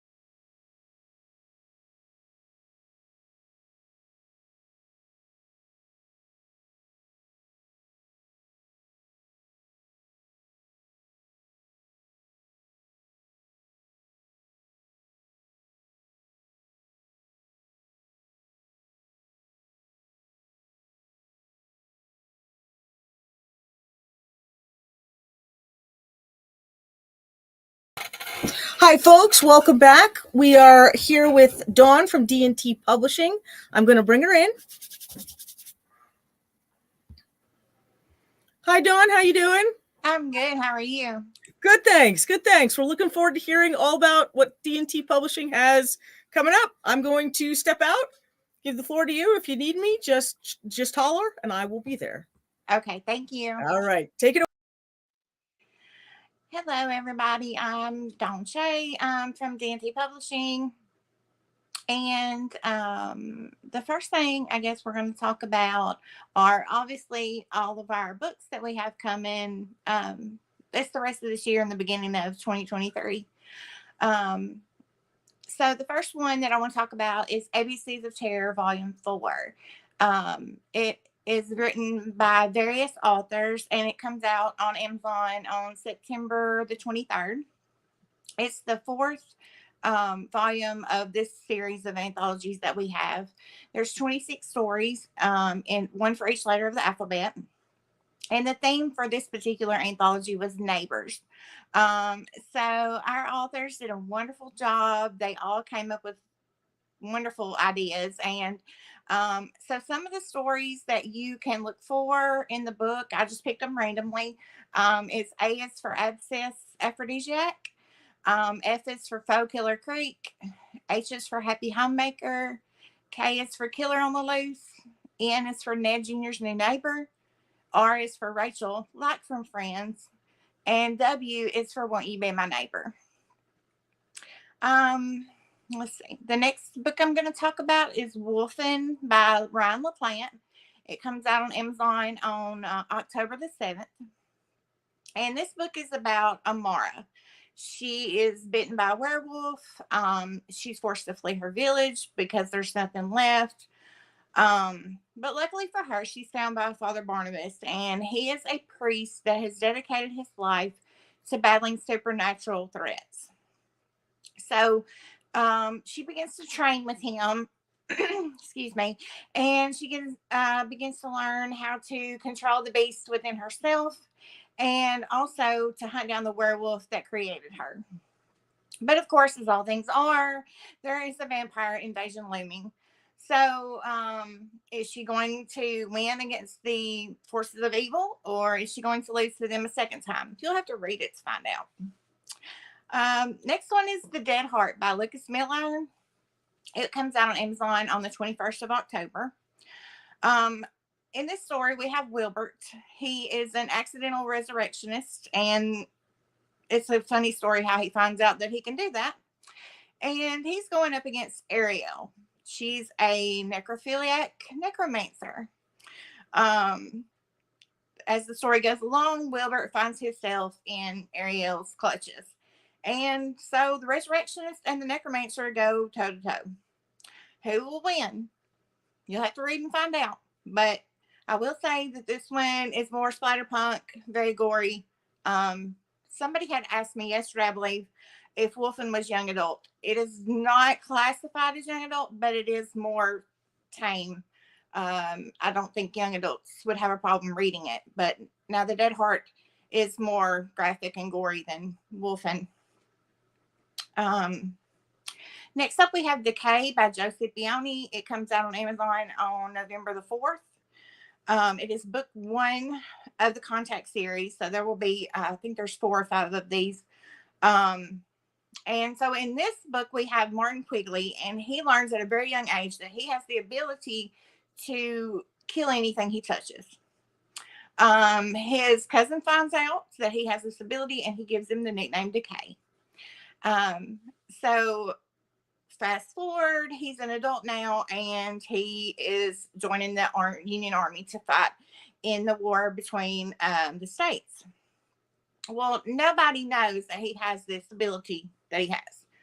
But one of his friends is wounded and is dying in the war, and he tells his friend about his ability. Well, you know how it goes. People overheard him say this, and quickly they start wanting him to, they're pressuring him to become a weapon of war. Will he or won't he? He's fought his whole life to not use his ability in that respect. And the ending's very good. It's a surprise whether he decides to help them and become a weapon of war, or just forget it and disobey and go back to being a regular person. We have Reggie Rat's Fun Center and Same Day Outpatient Care Facility. Yes, that's a very long name. Frank J. Edler.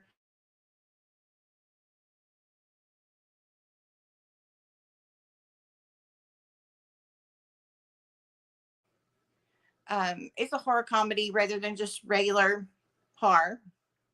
But in this story, we have Mortimer, and he is sick. He thinks he has kidney stones. But on top of all of this, he has been tasked with taking his son Ichabod to a birthday party at Reggie Rat's. Well, that all seems fine, except Mortimer, when he was younger, had a bad experience at a place like Reggie Rat's, and he is terrified of them. So he's still his wife. He tries everything, and his wife pretty much, you got to take him. So poor thing, he has to go to this birthday party where he's already terrified of places like this, and he has kidney stones on top of it. As the birthday party progresses, he gets sicker. So he ends up getting rushed over to the outpatient clinic that's so, nicely put in there with the pizza party place. And he's taken care of by this bunch of clowns. And we're not 100% sure that they know what they're doing, but, and so while he's whisked off to go see what his problem is, these children are left to battle a herd of ferocious animatronics that have come to life.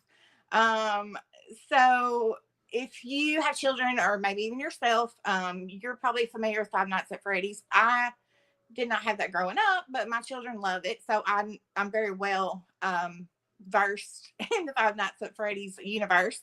So it's very much in that vein, and I just love it. And I am not a animatronic fan. I don't care for them. So yes, it's very, you'll be laughing, and there's going to be times that you'll cringe for sure. Next we have 333 by Mark Taus. It will be on Amazon on December the 2nd. So in this book we have Frank. He's just an average guy. He's got a wife. He's got 2 kids. He's got a 9-to-5 that he does not like. Well, he starts having dreams, and these dreams lead him to the most exclusive club in town. You can't find it if you aren't invited. In this club, you can get anything, everything that you want, hope for, wish for, anything at all. But does everything come with a price? You'll have to read to find out. The next one we have is The Infection Party and Other Stories of Dis-Ease by Douglas Ford. It will be out on Amazon on December the 9th. And it's 19 stories of weird transformations and bizarre malignancies. The Infection Party provides a gamut of horrors that cross the thresholds between our bodies and the many worlds beyond. One of the stories that are in the book, and that the book is named after, The Infection Party, was actually in our anthology After the Kool-Aid Is Gone. So you may have, if you've read that anthology of ours, then you've already read that story. But it's a wonderful story, and we wanted to include it in this because it ties in with all the other stories that Douglas has in there. And it's really just a great collection. Let's see. We have Beverly Kills by Sean McDonough. It's coming out on December the 16th on Amazon. It's a re-release for us to celebrate the 10-year anniversary of the book coming out. And we actually will be doing the sequel at the end of 2023, and it will be Beverly Kills again. But this book is about Beverly Kilborn. She's a high school senior. She's beautiful. She's smart. She's popular. Everything, you could want. The only problem is she's a serial killer. Anthony is the opposite of Beverly. He's, poor. He's not popular, all those things, but he is in love with Beverly. So will love be enough for Beverly to stop the urge to kill? Or will the urge to kill win out? You'll have to read to find out. Let's see. We have Black Hearts and Red Teeth by Daniel Volpe, and it will be out on Amazon on December the 23rd. Perfect Christmas gift, hint, hint. It's a direct sequel to A Gift of Death. This book picks up where the first one left off and gives readers insight as to what happens at the bonfire. So if you've read A Gift of Death, then you know at the end there was a bonfire scene. If you have not read A Gift of Death, then you need to get on that immediately. But we get back to the lives of the vampires. This is 2 years later. But John is still after them to avenge the death of his son. So, yeah, very good. Then we have The White by Matt Michelli. It is coming out on Amazon on December the 30th. And the tagline for this book is Hell has finally frozen over. So a freak snowstorm traps a highly dysfunctional and acidic family inside their home with the protagonist's estranged and seemingly evil mother. Now that is enough to make me want to read it. But skeletons are uncovered and tensions rise. And so with no power or water, Dan, who is our protagonist, is forced to go out in the storm. But there's something sinister in the snow. And it changes people into violent, crazed killers with a craving for brutality. So, yes, love that book. So good. Let's see. Then we have Waiting for the Upset by James Newman. It will come out on Amazon on January the 13th. This is more of a crime thriller than horror, but two gentlemen are at a basketball game and they're watching their children play basketball. And one of the gentlemen is much more agitated, angry. He's one of those that yells at the coach, yells at the kids, yells at everybody. And him and this gentleman get into a disagreement, and things start to unravel. And there's a crime in there, and you find out what all happens. And James is always, I love his books, and this one's no exception. It's just not regular horror. Let's see. Then we have Hot Pink Satanism by Kyra Torres and Damien Casey. It comes out on January the 20th. So when Calvin joined a satanic cult, he didn't expect to be in a love triangle with Lucifer and a Dead Valley Girl. He also didn't think he would be fighting evil unicorns alongside a pink and fuzzy Baphomet. It's been just that kind of day for him, though. Hot Pink Satanism is a horror rom-com set in the depths of hell, imagined by Willy Wonka. So this one is really fun. When they sent this book in during open submissions, I'm a huge Willy Wonka fan anyway. So it spoke to my little sparkly Oompa Loompa heart. But then, it's also hell, just reimagined in the Willy Wonka universe. So it's, there's demons and crazy animals and crazy sweets and all these things, but they're evil and they're, so think cute, but mean, or like a gremlin, I guess. And then last one I want to talk about is Inside the Devil's Nest by John Durgan. It comes out on January the 27th on Amazon. And in this book, Anthony Graham is a real estate agent, and he witnesses a murder, and it's a mafia murder.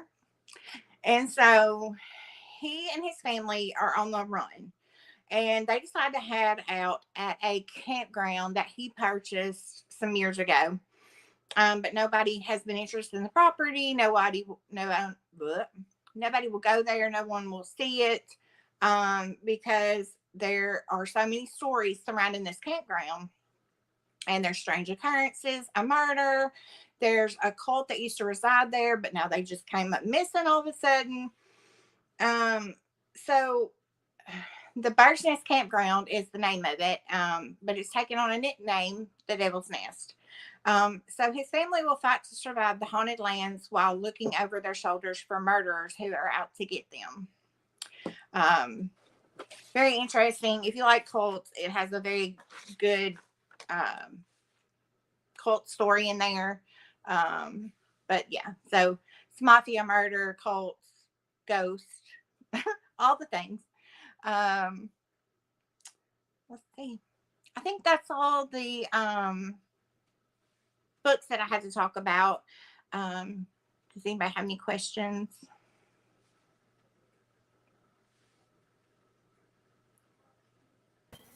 Hi there. I'm popping in. If there's any final questions, get them. We'll give you guys another minute to get some questions in. In the meantime, these titles sound great. They sound like a lot of fun. Yeah. And I do kind of have a question, because I've been listening to, publishers talking about the stuff that they have come out. And I'm curious from a business standpoint, a lot of the small press, it sounds like, are doing, they're doing these genre mixes. Do you find that that's difficult to get a steady audience on board for stuff where it's all different kinds of horror? Do you think that just it just helps grow the reader list to do different subgenres of horror? And we do also have a question from Efren, so I'm going to pop that up too on the screen here. Okay. To answer your question, Mary, I do think it just increases the reader base, because I have some people that will read, our more extreme splatterpunk type titles. But then I have people that come and they start liking D&T because we have some of the more mainstream horror type stories. So I think it does just only increases the people that are drawn to your publishing house and the stories that you provide. Oh, good. I'm glad to hear that. Really, it's kind of a relief. I think that a good, well-read horror reader ideally should be reading all different kinds of horror. But Efren has a good question here about how do you get these titles? So where can they go to get D&T publishing titles? You can go to our website. There's links to all of our books that are out right now on there. You can find them on Amazon, and you can find most of them on godless.com. Awesome. Great. Well, thank you so much, Dawn, for doing this. We really appreciate it. These sound, like I said it before, these sound like really great titles. We're really excited. So thanks again. Much. Great. Now we have another quick little break, and then we're going to have St. Rooster Books coming in at 1:30. So sit back and enjoy the ads that we have, and I will see you at 1:30.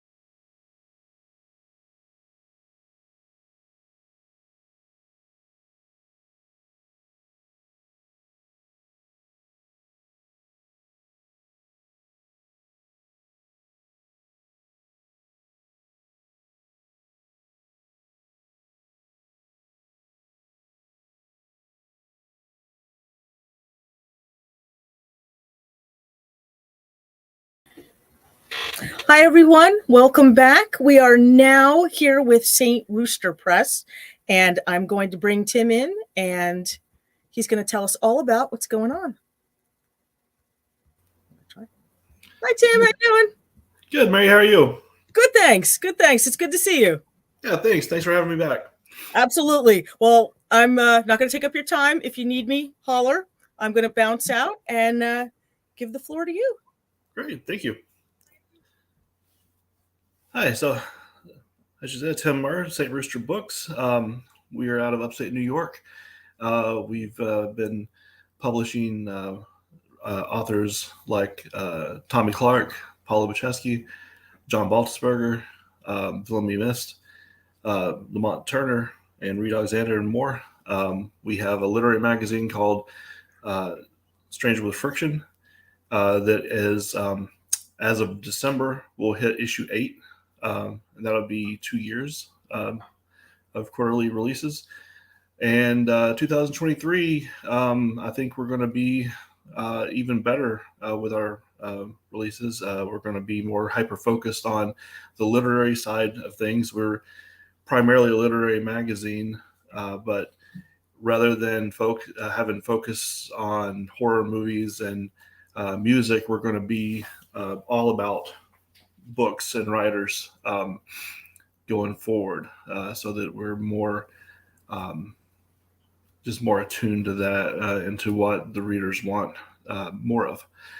But for book releases, we have 2 new books from Tommy Clark.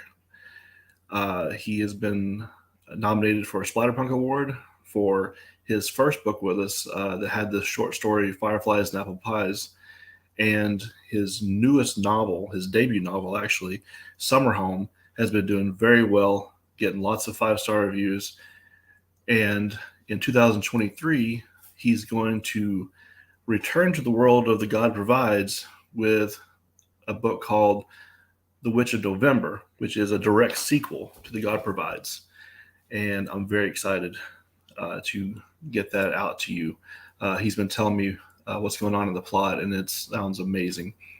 But that will be later in the year. Earlier in the year, we've got his cyberpunk novella called A Prayer from the Dead. And when I say cyberpunk, you probably have a idea of what that's going to be like. But this is a Tommy Clark cyberpunk book. So if you love his splatterfolk, if you love his the homespun, unique way he has with crafting horror stories, A Prayer from the Dead is still going to be very exciting for you. I have loved reading this book. It's going to be illustrated. So that's something to look forward to also. We have the new novel from Jeffrey X. Martin coming early next year. I don't have the title yet, but it will be the 3rd novel in the series that started with Hunting Witches, continued in The Flock, which we're going to re-release in November in an author preferred edition, just like with all of his other books we've been doing all year. So early next year, you're going to get a 3rd novel from Jeffrey X. Martin. And if you've read any of his stuff, you know he's an absolute genius. Appalachian horror, folk horror, very exciting. We have a new book from John Baltusberger, and I don't want to give anything away yet, but I can tell you that it's a slasher. And John is bringing a lot of energy to this. We've been chatting about it. He's been giving me details. And I think if you've ever been blown away by anything that John Baltusberger has written, the new book is going to get you. You're going to be very happy. We will be continuing our nonfiction horror adjacent releases. Also, following up Jerome Reuter's book on Metallica's first 3 albums that comes out at the end of this month. The next one will be my book on the Texas Chainsaw Massacre called Texas is the Reason, 5 Decades of the Texas Chainsaw Massacre. And that will drop in February. And in January, my first novel in 2 years, called City Long Suffering Part 2, Bad Town, will drop also. And that is a sequel to my first novel, City Long Suffering, which is a mix of splatterpunk and horror noir. And it's felt really good to get back into writing fiction again, because I've been so busy with the publishing side of things. I've not really gotten much of my own work done this year, but we come back hard next year.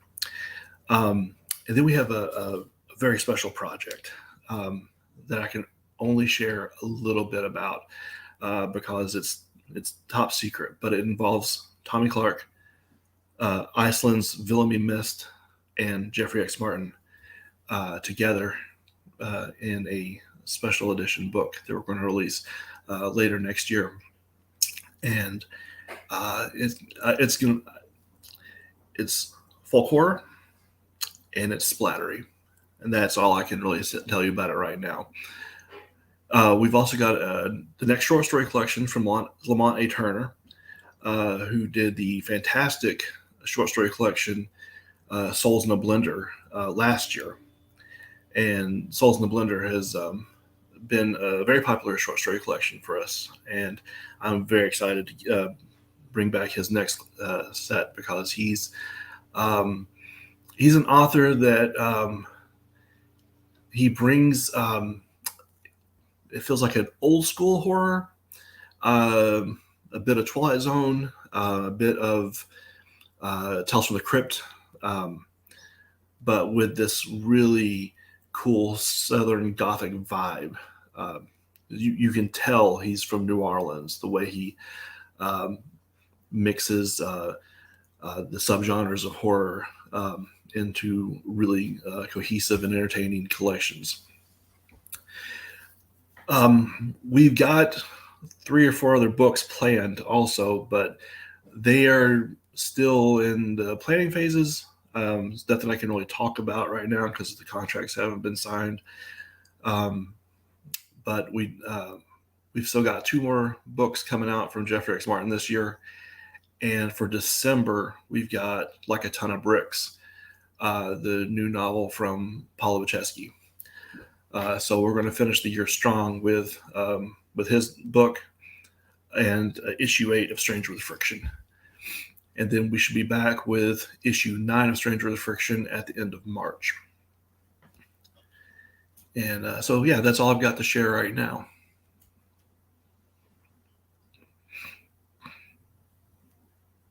So if anybody's got any questions, happy to answer that.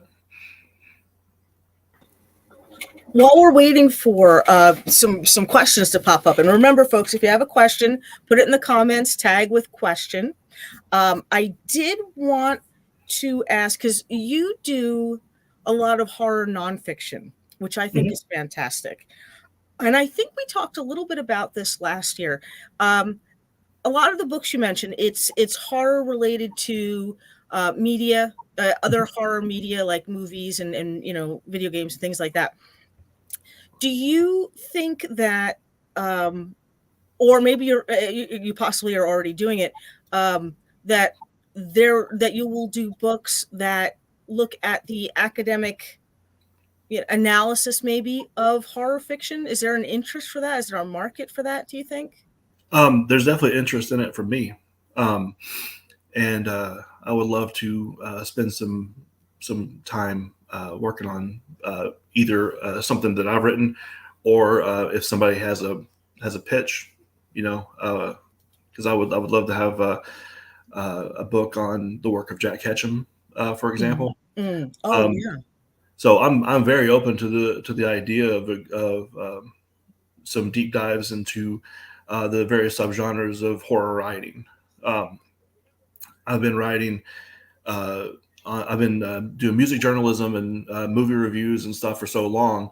It's just really easy for me to do that. And music and movies are a huge part of everything I do. So it's just sort of a natural extension to just, because I mean, yeah, I drive my wife crazy talking about this stuff. I'll go into like a deep dive rant on things. Just put it in the book. Just go write a book. So, but yeah, I definitely need to have more literary deep dives. And if somebody has a pitch for me, I would be open to listening to that. That's great. That's awesome. Oh, here's another question. I'm going to put it up on the screen here, and I'm going to pop out. Do you plan to expand your line at all or increase the magazine issues? If we start seeing more issues sold, I would definitely be open to having the magazine come out more frequently. Right now, 4 times a year is about all I can manage, just because it's I'm handling all the interior stuff. I've got Steph doing the covers. My son helps out with the covers because he's a graphic designer. So it's just the 3 of us trying to scramble to get all this stuff done. So as of right now, having the magazine come out more often would be difficult. But if it becomes profitable, then I'll have to, meet that demand. So yeah, it's a possibility. We just need to see a little more success in that direction to determine it.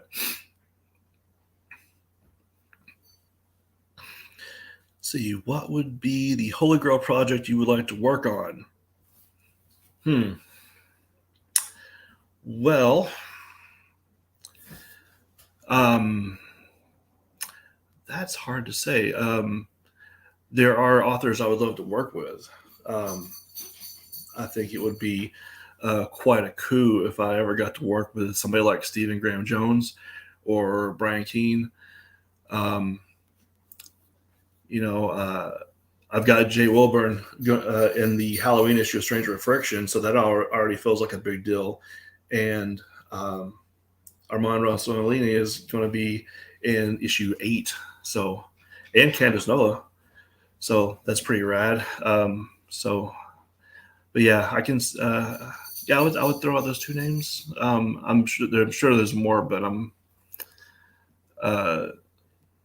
Clive Barker. I would love to do a Clive Barker book.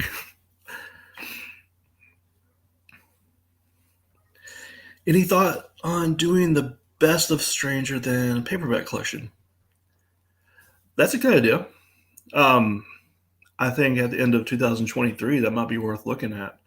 I think that would make a really good anthology, as we've had some fantastic stories across the 6 issues that have come out so far, and all those writers deserve a lot more attention for what they've done. So yes, yeah, that's a great idea. Thanks, Candace.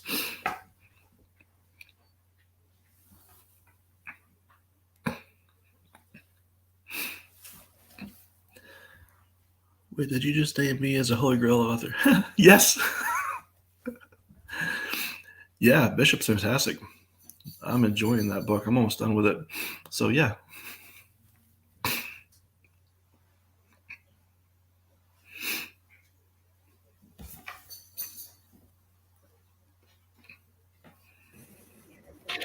Hi there. I'm back again. Keep the questions coming, folks. This is really great. There's some good questions here. We did have a question about submission. So if someone wanted to submit a fiction or nonfiction, how would they go about doing that? Well, they can contact me on Messenger, on Facebook, or through Twitter. My handle is @HolyRooster, and the Saint Rooster Twitter is @Saint_Rooster Books. And I've got no problem taking DMs. And you can also email me. That is holyrooster76@gmail.com. And yeah, so those are the best ways to get in contact with me. Now, for usually for nonfiction, people would rather see a pitch first. Are you in that camp? Would you rather see a pitch first for a nonfiction thing, or? I would rather see a pitch first because Okay. that is something that is not going to make you rich. You know, it's Right. going to be a labor of love.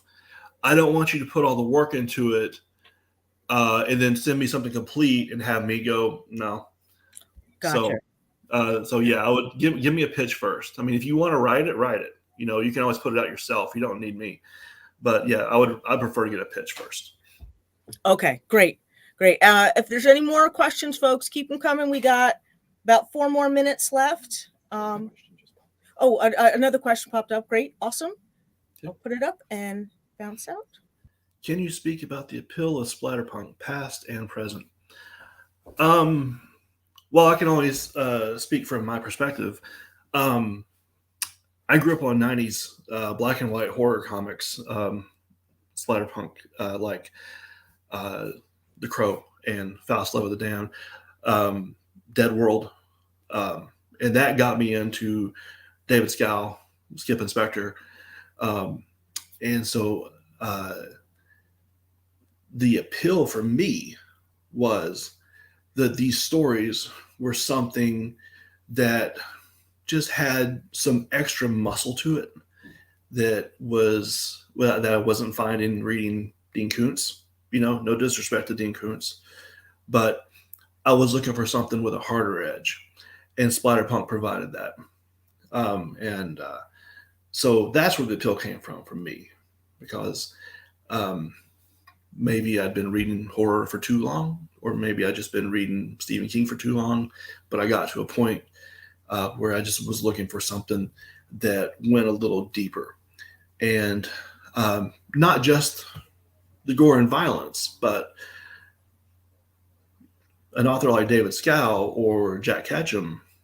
These are really intense writers who just suck you in with their narrative, and then they hold you there, and then they show you something that you just can't find through normal channels.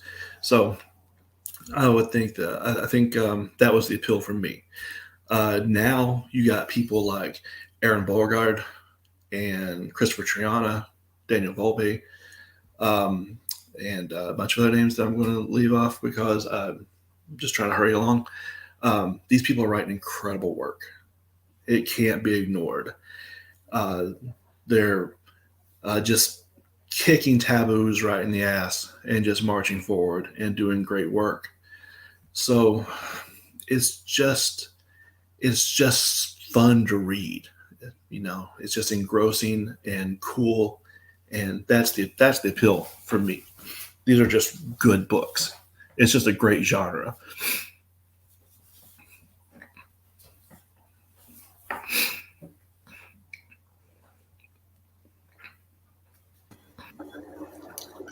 Okay, if there's any last questions for Tim, get them in. We got another minute or two. See, and that was a good question, by the way, about splatterpunk, past and present. I think that as I said before, it's interesting, and I'm glad for it to see that you're doing fiction and nonfiction, because I think there's I don't know. I think I almost get the impression sometimes that nonfiction is intimidating to people. Like they're afraid that maybe they're not smart enough to have something to say on the matter, which is not necessarily true, I float that all the time. Like, and some of my readers will have the same question, like, was this guy really qualified to write a book about Black Flag? I don't know. I guess not. But I'm going to do it again with the Texas Chainsaw Massacre. So absolutely, I think sometimes some of the best nonfiction comes from people who are just such big fans that they know it inside and out. Yeah. Well, these things they inspired such passion, and they were driving engines for everything that I do. Black Flag is my soundtrack, and Texas Chainsaw Massacre was like a line in the sand that said, cross this, Right. like, let's see you top this, So that's always, so these are things that, if St. Rooster Books was ever going to exist, Black Flag and Texas Chainsaw Massacre had to be there. It's just Nice. Nice. Well, thank you so much, Tim, for presenting this year. We really appreciate it. It was a great presentation, and we're looking forward to what you're putting out in the next year. Thanks. I really appreciate you having me back. Absolutely. Absolutely. Take care. You too.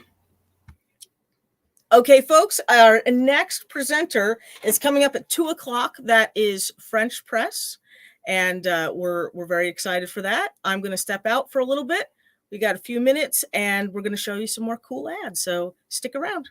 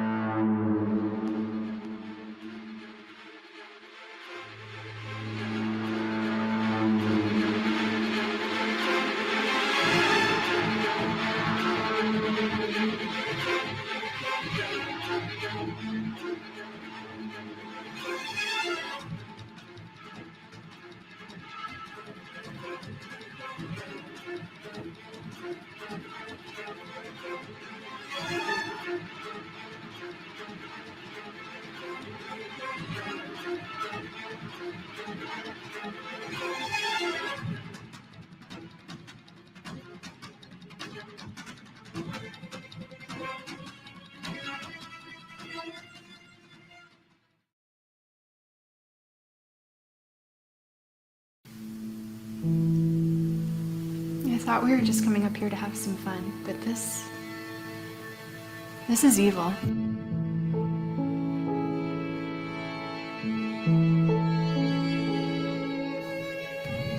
Are we there yet? Almost.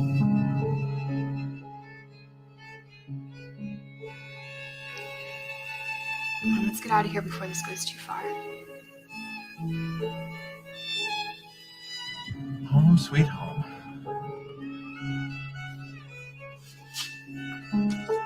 You just remember to keep your mouth shut. Stacy? Stacy?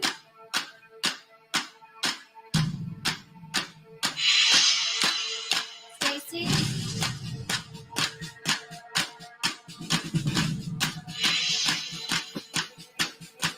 Daddy, tell Piggy to stop playing so much.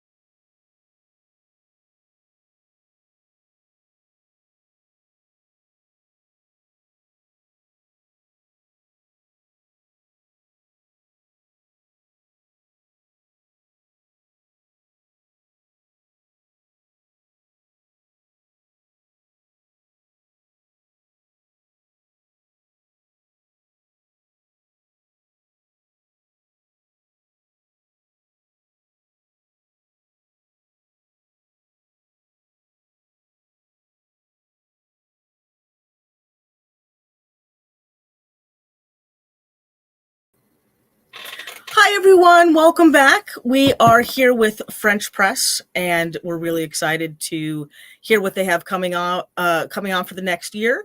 I'm going to bring Stephen Kozanowski and Kaylee Edwards in to talk about all the awesome themes. Hi, Mary. Hi, everyone. How are you guys doing? Good. How are you? Good. We're really delighted to have you. I'm going to pop out and leave the floor to you guys. And if you need me, let me know. And I'm going to get out of your way now. Okay. Thanks, Mary. Hey, everybody. Thanks for joining us today. Oh, great. Now I got to adjust my camera again. It's a live performance, ladies and gentlemen. Hey, like Mary said, I am Stephen Kozanowski. I am the editor of French Press. This is Kaylee Edwards, our chief marketing officer and formatter. We're glad to have you all here. We have a bunch of big announcements, so we're going to kind of try and go quick. And so I guess we've got 5, so we're going to try and keep everything to 3 minutes and then take some questions at the end. So let's start out with Kaylee's going to talk about our second to last book that we released and our first giveaway. Hello, everybody. I'm a bit live nervous. You can already see where this is going. I'm a bit nervous live, so excuse my awkwardness. So Broken Down Heroes of the Western Night is Stephen's last but one release novel. It is unlike pretty much everything else he's ever written, and for that reason, I think it was a pretty brave release for people who are used to a lot of blood and guts and terrifying stuff. That you won't find that here, but I've basically been calling this book 300 Pages of Heart. It's one of my favorites of yours, Stephen. I'm just going to read the back cover blurb if you don't mind. Hard-charging army, Lieutenant Bickham Death's only desire is to lead soldiers into combat. In the bloody winter of 2006, he expects to finally earn his baptism by fire on the streets of Kabul or Baghdad. Instead, he finds himself trapped in Oklahoma on funeral detail. I'm going to stop reading the cover there because I don't want to spoil anything, even though it's on the back cover. The opening line is one of my very, very favorites. If this doesn't make you curious about what kind of book this is, nothing will. It starts with, the biggest mistake First Lieutenant Bickham Death ever made was wearing scarlet socks to a funeral. So I was pretty hooked. If you think that a sort of endearing, slightly comic, military type fiction isn't kind of your bag, you're probably wrong, because I am not at all the target audience for this book either. I basically only read horror, and I actively avoid anything war or military related, because I think I must have been scarred by a film as a child or something, so I usually just veer wildly away from anything that's to do with the armed forces.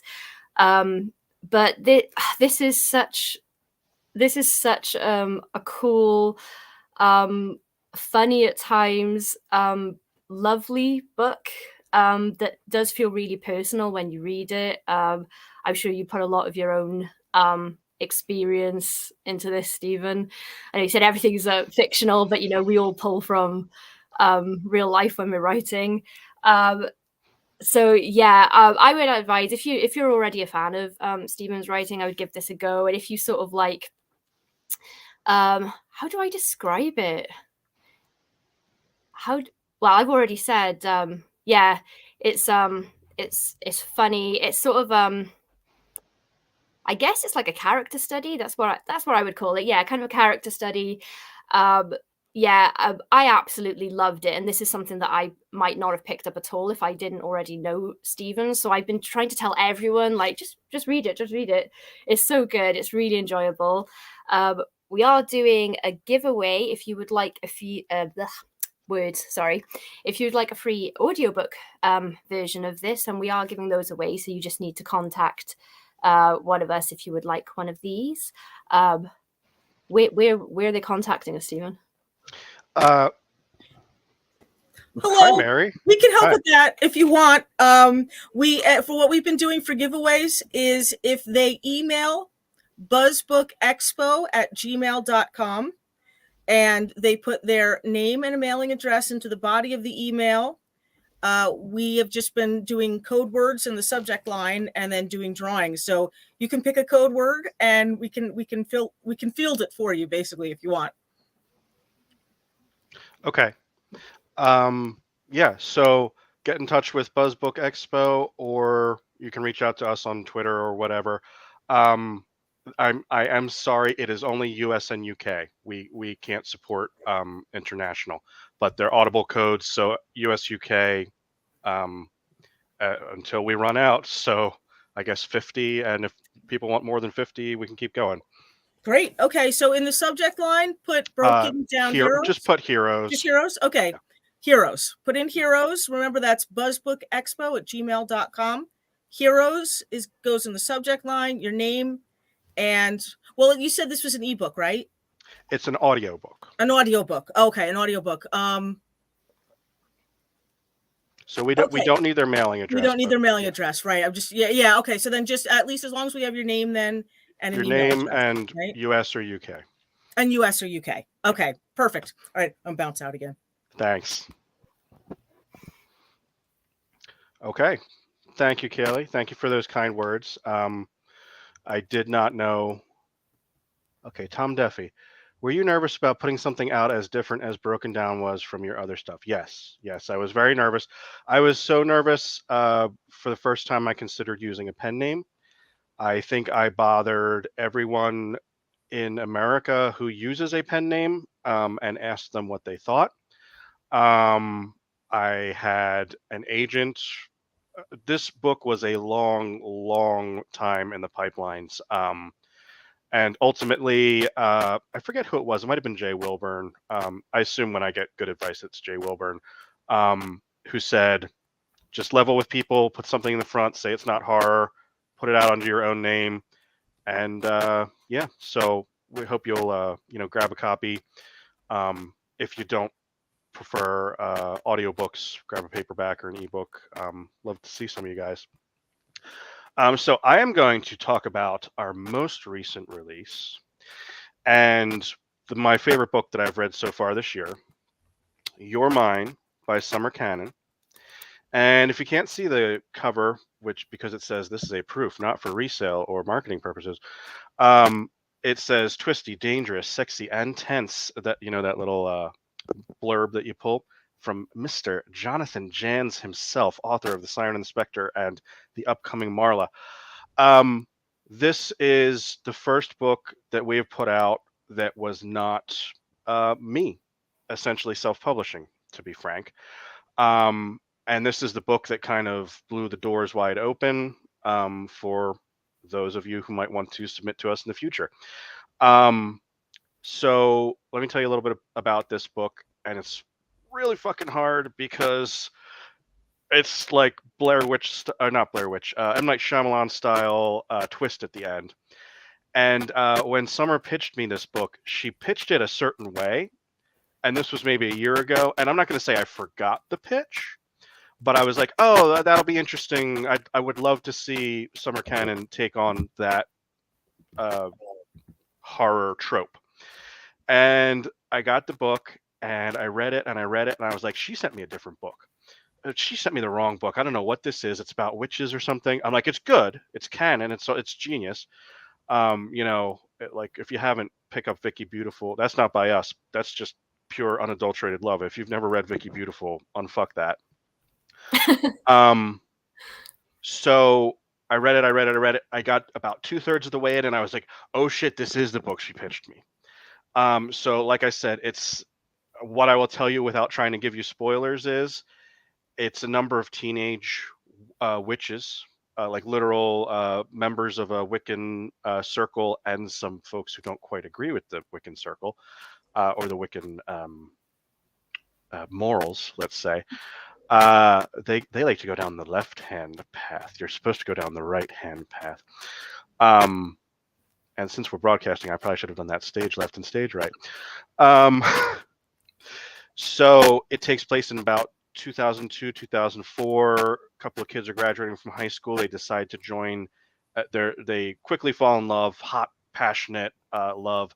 There's some warning signs for anyone who's paying attention. You're like, oh, this may not go well.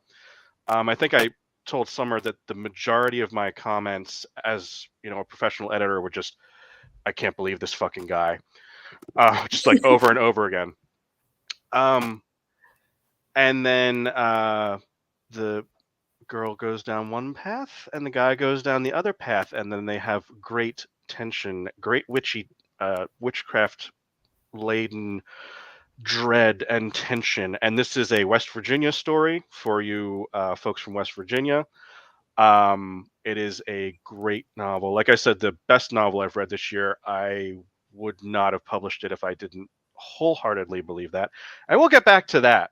We'll get back to that comment in a few minutes here. But yeah, please pick up a copy of Summer Cannon's Your Mine.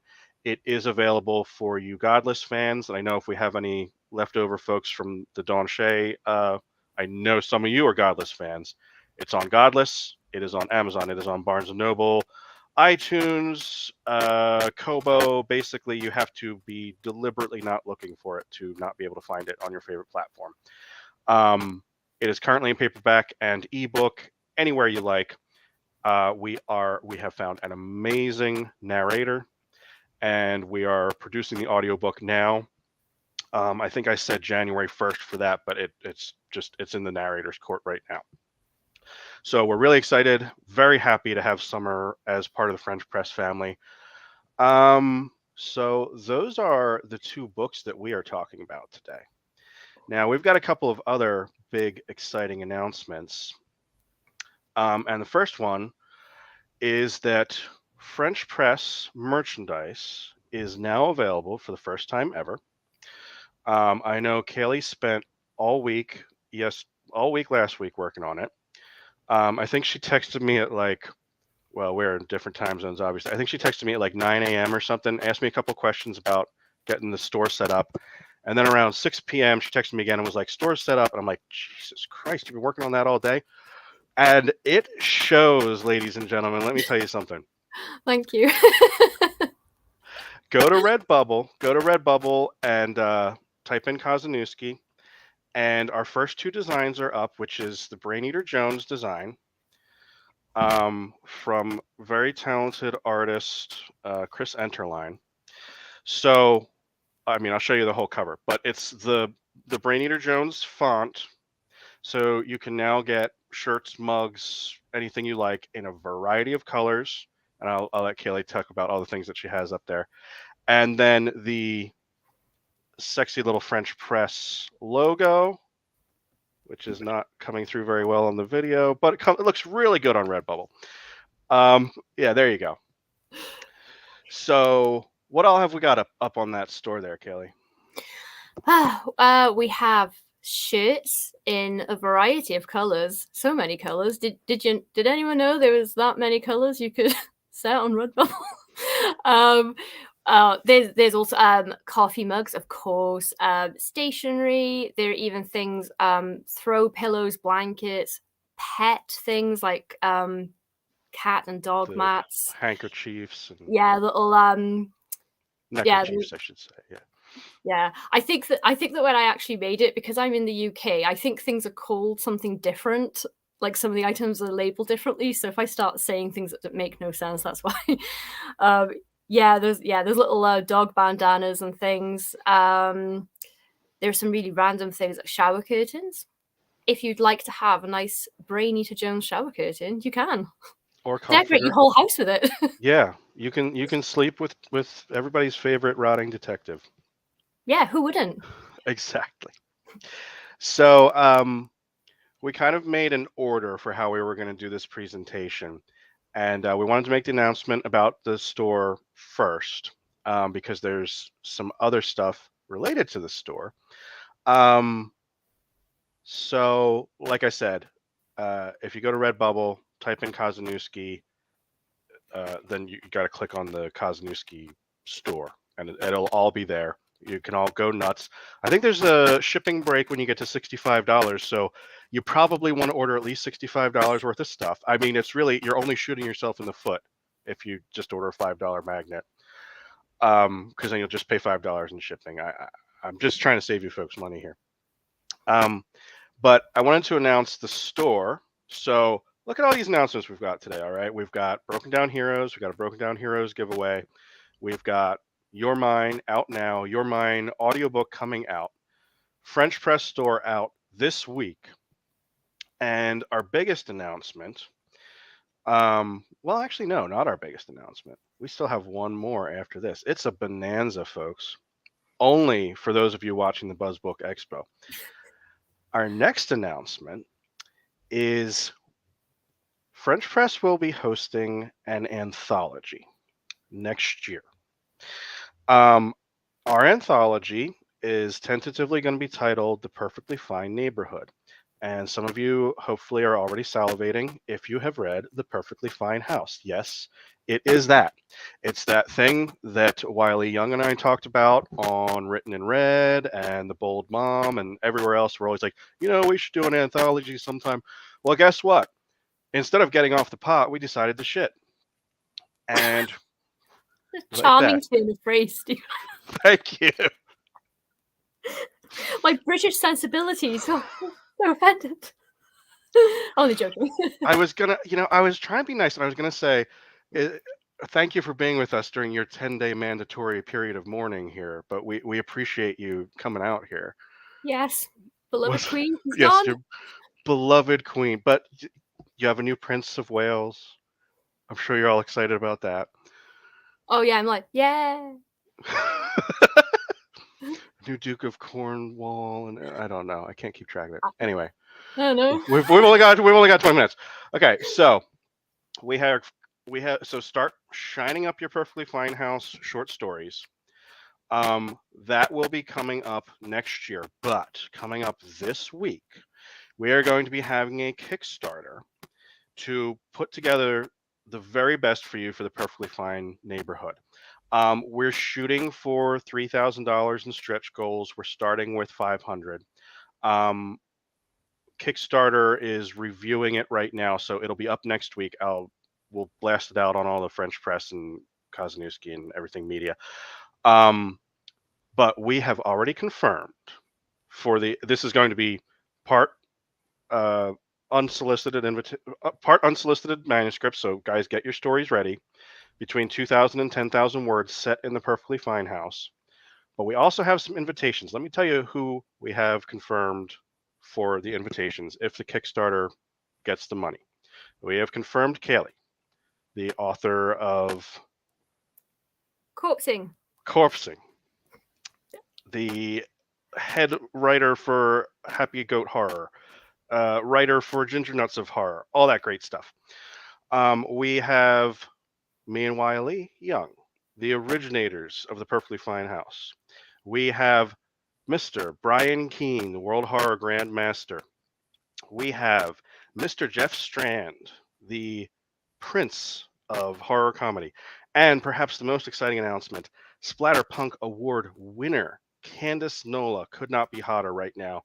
We have confirmed her. If you guys get the Kickstarter kicked, or whatever the right word is. I don't have a turn of phrase for that one. So, Kickstarter for the Perfectly Fine Anthology coming out. And our last, and probably the announcement that you guys are all here for.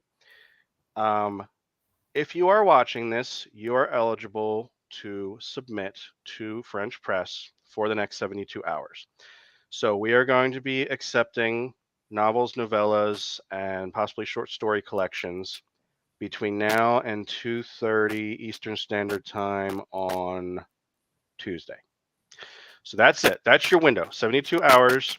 What we want you to do is send an email to frenchpresspub@hotmail.com. You're going to put either attention Stephen or attention Kaylee and send us a query letter. Send us, I watched Buzz Book Expo, that has to be in there. And one-page synopsis and your completed manuscript.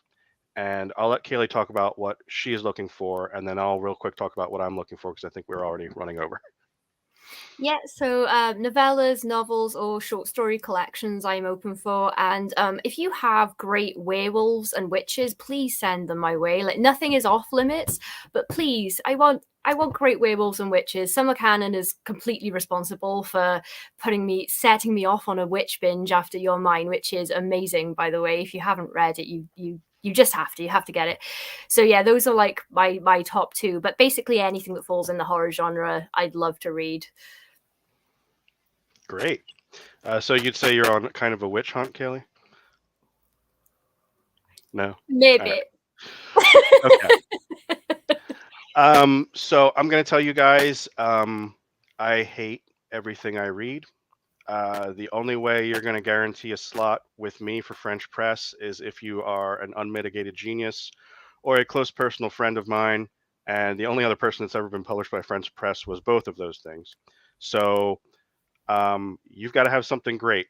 But I am not just interested in horror. I am specifically interested, if you have a blend of science fiction and horror, that is my sweet spot.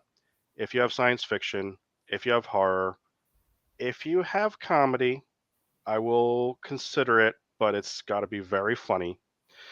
And I particularly like zombies, and gore, splatterpunk. But I will also consider, obviously I've read Quiet Horror, that kind of thing, but especially if you have science fiction or space horror, that is what I'm going to be looking for. So again, you guys have 72 hours. As soon as we are done here, FrenchPressPub@hotmail.com. Subject line is either attention Stephen or attention Kaylee. Query letter, yes, I watched Buzz Book. Include a one-page synopsis and the entire manuscript, and we will consider you.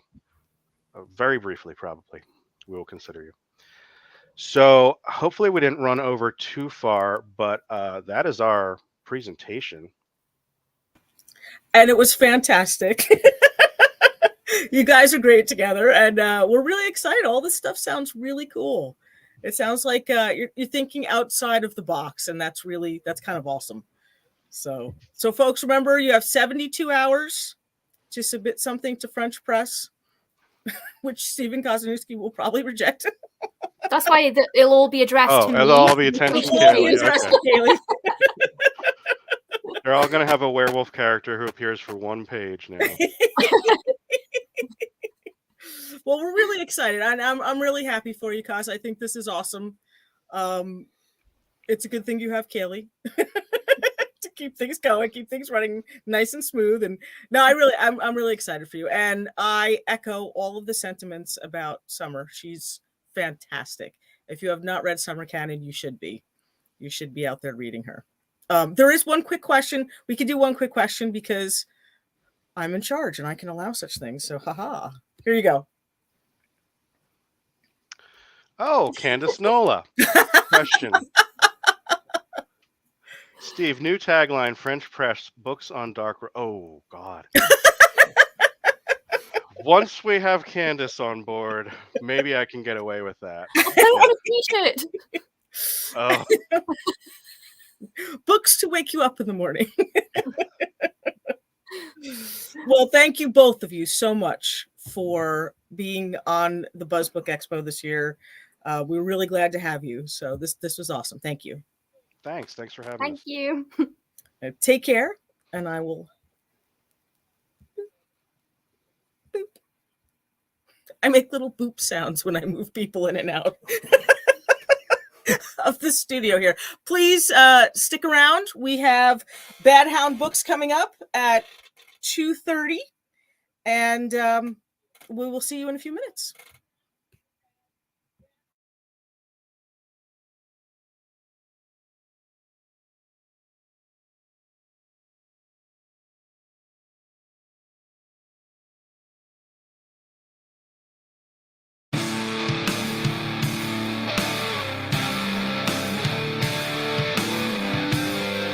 Some songs stick in your head.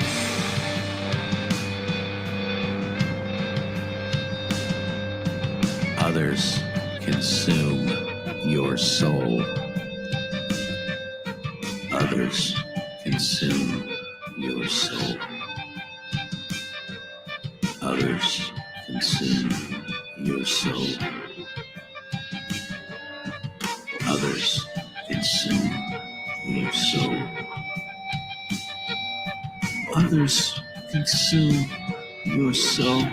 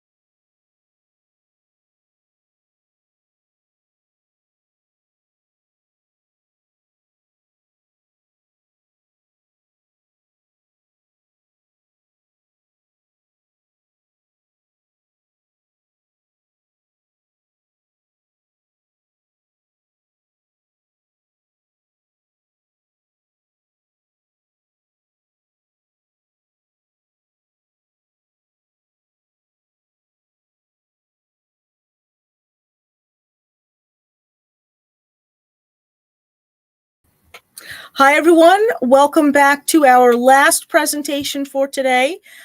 Just a reminder, we're running this a second day tomorrow. We have a whole bunch of great great presentations tomorrow, which I will fill you in on real quick at the end of this presentation. I don't want to talk too long. I want to bring in Rob from Bad Hound Books and let him tell you about what's coming up this year. Hey, Hi, Mary. Rob. How you doing? How you doing? I'm doing pretty good. How's my audio sound this year? Better? Yes, much better. Yes, you're good. Yay. You All right, are thanks. good.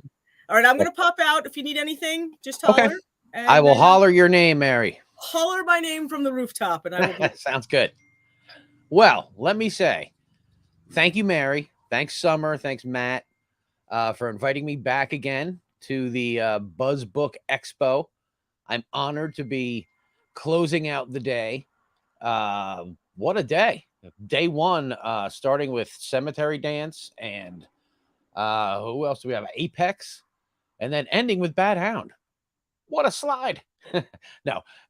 So I am honored to be here. I'm wearing a collared shirt and a bad clip-on tie. I want to look like a professional publisher. Bad Hound Press had a great year this year, and I'm excited to talk to you guys about some of the things we have going on. So let's start with our big award-winning book this year, which was Emelina and the Secrets of the Wailing Castle. Now, I've been talking about this book for 3 years now, last 3 Buzz Book Expos. But this year, it's finally, this series of books is gaining some traction, and it was voted Best Horror Novel of the Year by Indies Today. And it's really getting some heat on Amazon. If you go, there's a lot of good reviews for this series. And this is a really good book. This is the first volume. It's been out a couple of years now, but it, I really think fans of vampire fiction, and you're going to say, we don't need more vampire fiction. I understand this, but this book really takes a different take on it. It's about a young girl named Emelina. She's a baker's daughter in the Middle Ages Europe, and she commits a terrible crime. Her terrible crime is looking out the window at night, because in her village, it is forbidden to go outside at night. There's a long-standing agreement with a creature named the Count to never go outside at night unless you're part of a sacrifice. So, but Emelina, she's a young teenager. Her dad, the baker, gets her a book on astronomy, and she wants to see what the stars look like at night. You can't blame her for that. That's a natural curiosity. So she opens her window, and she encounters the Count doing what the Count does. He's at play and slaughter, which is the name of the series, The Count at Play and Slaughter. The Count is a totally different take on the Dracula you know. He is a very complex figure,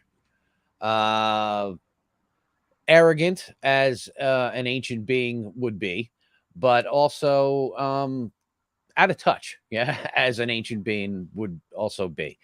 So Emelina meets the Count one night in the beginning of this book, and he takes her to be his sort of unwilling human servant, almost like Renfield or what was the name of that guy? Stryker, I think, from Salem's Lot. Although I'm not sure if he was entirely human or not, but she does the Count's bidding.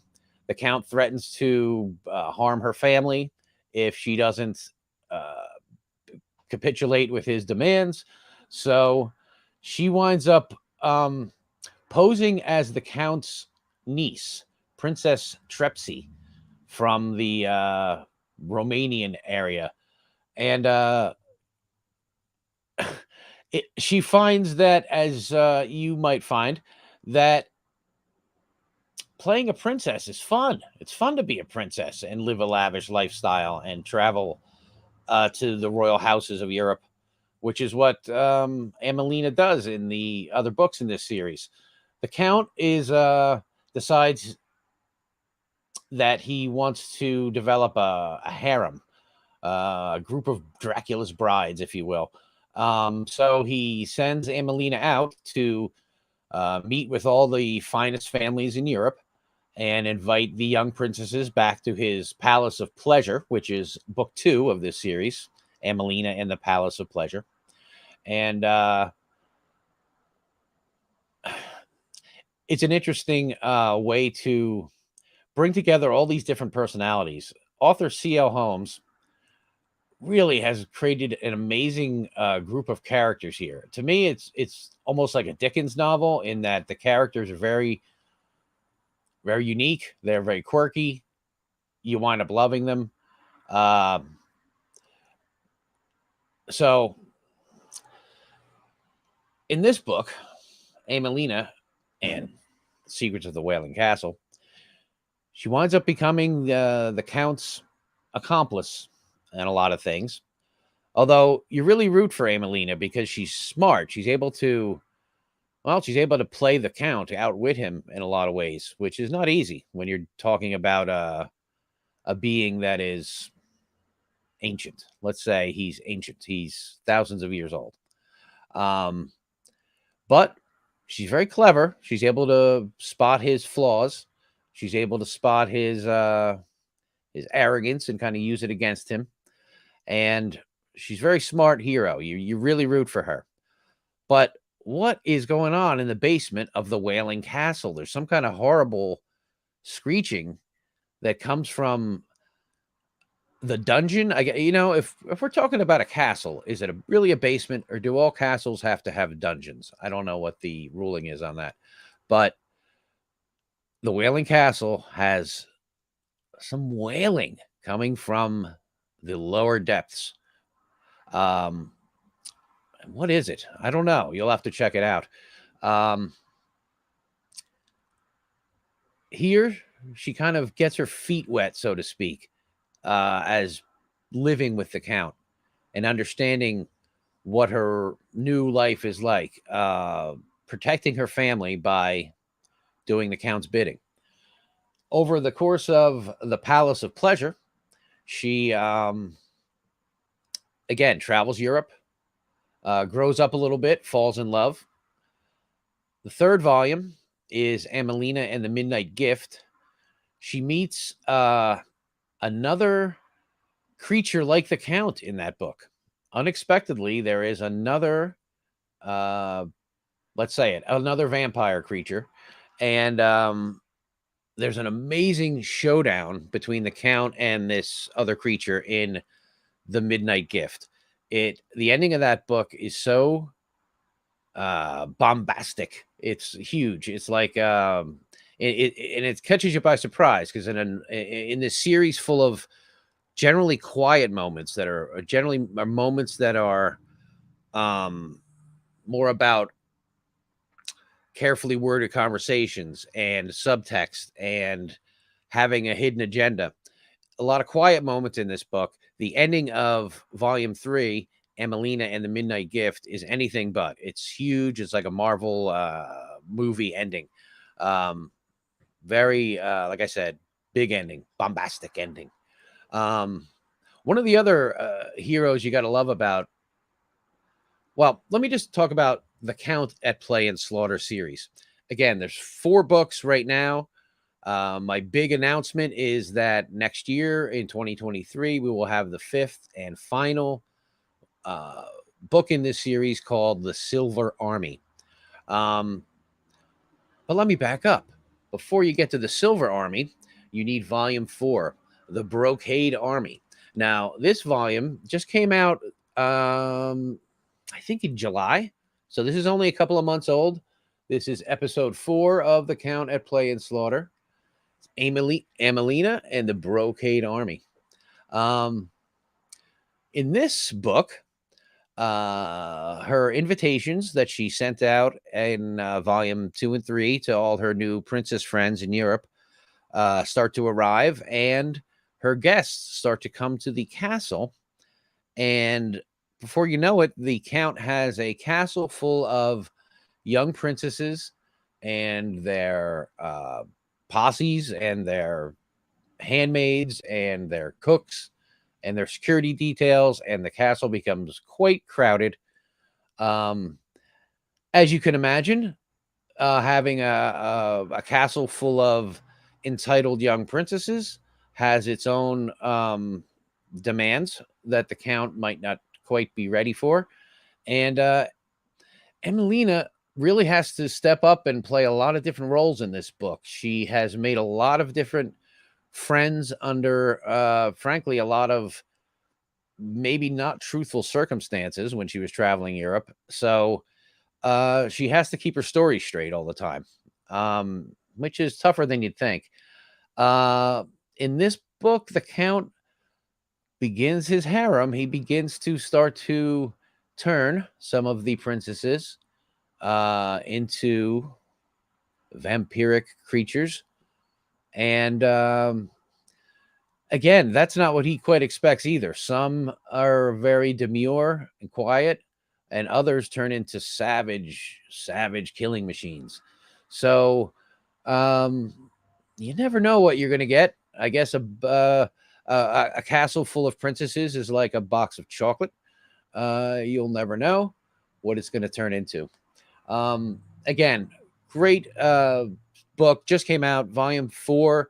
And next year we will have the 5th and final, The Silver Army. I already talked too much about that last year. Now, luckily my audio stunk last year. So I hopefully nobody really heard my beautiful baritone voice. And they didn't hear me give away too many spoilers about the Silver Army. But the Silver Army is a great conclusion to this series. It doesn't go where you expect. But the characters really take on their life of their own. You know, at this point in the series, it's you feel for Emelina. Again, I don't want to give too much away. I know what happens, and it's awesome. But get up to volume 4. We'll catch up, and it'll be you'll love it. You know what else I love? Because Emelina is smart, and that's why you like her, right? But there's another protagonist in this book called Attila Bronk. Attila Bronk is a low constable, which is a great title. He's a low constable, but he has the mission to assemble an army to defeat the Count. He finally wants to put an end to this centuries-long oppression by the Count over these villages. So over the course of these books, he's takes a series of steps to assemble a force against the Count. But what you wind up loving about Attila is that he is not afraid to run away. And it could be frustrating to some readers, maybe. But to me, it was endearing, and it showed that this guy makes smart decisions. How many times have you seen filmmakers or authors throw their characters into situations that are dangerous just so they can flex muscle and beat up bad guys and show you how strong they are, usually so they can then later have that come back and be some plot twist? Not so. This Attila Bronk is not John Wick or Jack Reacher. He does not beat up people just to show that he's a tough guy. He will just run away if the situation is dangerous, and he's like, listen, I'll fight another day. There's points in this series where he's almost to the Count's doorstep with his army, and situations arise that make him pause, and wait because the time is not right. And again, that can be frustrating, but when you look back on it, he's really making the best choice possible. So yeah, stick with this series. I'm very proud of it. That's why I'm wearing a tie, because I'm proud of this series and what it's done this year. The Count, again, this book, if you wanted to compare it to something, I always say it's got a Dark Shadows or the Hammer horror films kind of vibe. Again, that gothic, almost melodramatic kind of feel to it. Its literary cousin would probably be like an Anne Rice, or maybe like a Brian Lumley's Necroscope. But only because of the vampires. Thematically, it's more about a coming of age and the use of magic. So in that way, it reminds me very much of like a Harry Potter series, in that it's character rich, like a Dickens or a Mark Twain. Yeah, okay, I like it. It's Harry Potter with vampires. If you, all right, it's not quite that. It's more of, again, the second volume, The Palace of Pleasure. That one strikes me as very Beauty and the Beastish, like a Disney. Emelina spends a lot of time in the Count's library reading because she loves to read, and the Count is a beast. There's no doubt about that. This series could almost be YA. Like, I think, all right, there's not a real heavy sexual element to it. There is some pretty intense violence on occasion, but it, again, it's more character driven. It's not really, it's not about extreme horror. This is more literary, if you want to call it that. It's a great series. The Count is a modest. At other times, he's a monster. All the tropes are here. Garlic, crosses, silver, mirrors, but it's all used in a new way. I'll put it this way. If you love vampire fiction, you're going to love the Count at Play and Slaughter series, because all the tropes are there and you will recognize them. However, if you hate vampire fiction, you will also love the Count at Play and Slaughter series because of what author C.L. Holmes does with the mythology of vampires, the stakes through the heart, the crosses.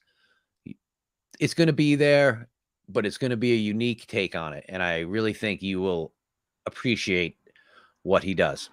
Oh, I should tell you something else. Emelina and the Secrets of the Wailing Castle, which is a book we're giving away. We're giving away 3 copies of this, signed by author C.L. Holmes. Look at this inside. He's got great interior illustrations. See if you can get a look at that. Very beautiful. CL's going to sign this. Cover design by Dominic Wilde. Dominic Wilde throws me for a loop sometimes. Now, let me show you what Dominic Wilde's doing. He thinks that these covers might be too artsy looking, and he feels they should be maybe more, how should we say it, genre looking. So he designed a new series of covers that I'm going to display to you right now, world premiere. Let's see. Let's do, this may be the new cover of Emelina and the Secrets of the Wailing Castle. Let's try to get a good look at that. Now, again, here's my problem. Dominic Wilde gives me great covers, and then he gives me even better covers. And now I don't know what to do. It's a good problem to have, really, if you're a publisher. So there's the first volume, probably the new cover. If you want the new cover, I think C.L. Holmes may be able to hook you up with a new cover. We'll see what you think. I like this one, but I'm an artsy guy. This is going to be probably the new cover of Secrets of the Wailing Castle. This looks like the Palace of Pleasure. Again, these are from my printer, so the colors are a little wonk. That has much prettier flowers. The Midnight Gift. I love the look of the castle on this one. It's so red and glowing. That's volume 3. Volume 4 is the Brocade Army. Looks something like that. So really, this is going to, C.L. Holmes is going to be the author of the Emelina series, because the Count that Play and Slaughter is getting smaller and smaller on the titles, and Emelina is getting bigger and bigger. So anyway, those are new covers, and we're pretty excited about them. They look pretty good. And again, sign up for a giveaway on this one. We're giving away 3 signed copies of this book signed by C.L. Holmes. It's a great series. You're going to love it. Also giving away a copy of The Mud Woman by Rob Herrera and The Mud Man by Rob Herrera. That guy is so handsome. So anyway, the Mud Woman's been out since, I think she came out this year in March, and she's been walking around leaving her muddy footprints on things. No handprints because she's got no hands, as you can see. But she's got to find her audience. She's found a couple of people have liked it, and a couple of people have not liked her, but I love her. So we're going to give her away along with the Mud Man signed up. So signed copies of this, signed copies of the Wailing Castle. Hey, Mare. Hey there. I just wanted to let folks know, remind them again that for the giveaway, you want to send an email to buzzbookexpo@gmail.com. In the body of the email, we're going to need your name and a mailing address so that we know where to send the books. And as far as the subject lines go, this is important. 3 copies Rob is giving away of Emelina and the Secrets of the Wailing Castle. The code word in the subject line for that is secrets. For the 3 copies of the Mudman, and you said 3 copies of the Mudman and Mudwoman, is that as a set? That's a set. That individual? They're coming to your house together. Nope. Oh, awesome. They need to travel together. The Mudman and Mudwoman. They're a couple. Fair enough.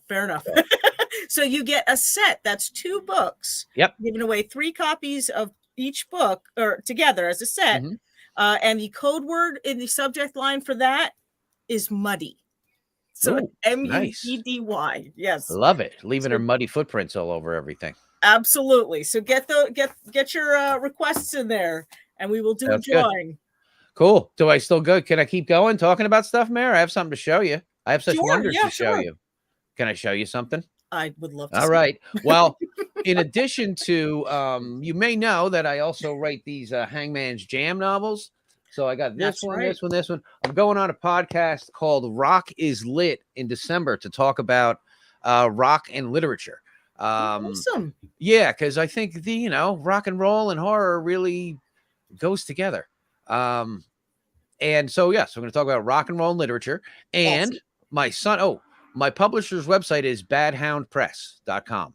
Thank you. Or giantdogbooks.com. Badhoundpress.com, Giant Dog Books. Giant Dog Books is where I publish nonfiction stuff. I have a son with autism, so I write a series of books about that. I'm currently working on a biography, which is something I've never done before, about my neighbor. My neighbor was a drummer in a band in the 60s called the Del Airs. The Del Airs never really broke out and became a big act, but they were in a movie called The Horror of Party Beach, which is one of the worst movies of all time. It's on everybody's, not everybody, but a lot of really bad movie lists. So he had a bit of notoriety there. And he also had a really interesting life. The Del Airs did have some success. They played at the Peppermint Lounge, where that was a big club in the 60s in New York. And he, rubbed shoulders with a lot of celebrities. So I'm working on a biography about him. And my son and I work on guitars. We build guitars. Now, I know I'm kind of going from music to instrument making here, but to me, it all connects. The whole rock and roll and horror and guitars and music. So my guitar business, itsyourguitar.com, has recently made a series of guitars called the Tribal Axes. And the Tribal Axes look like this. They are custom made Stratocasters with cool, groovy carvings all over them, direct from the Amazon rainforest. We have a series of 5 of these. I have 4 of them here. This one is called Sky, and it has all the sky symbols on it. So these are up on Reverb if you want to look at those and check them out. And in the meantime, Bad Hound Press, Brocade Army, got to get that. You got to get the Silver Army coming up next year. And that's it. Emelina, we love her. Fantastic. And it's all good. And I gotta get on that Stephen Kozanowski very fine house thing. That sounded very interesting. Oh yeah, he's great. I mean, he comes up with some fantastic ideas. I think it's going to be a fun anthology. Oh, we have a quick question before we let you go. Sure. Strat or less? These are Stratocasters. These are all Stratocaster style guitars. This is a one called Fire. It's red and it's cool and it's got things on it. They all come with a funky whammy bar, but I don't have any. I don't have them on there right now. But yeah, that's Fire. And let me show you one last one, which is Earth.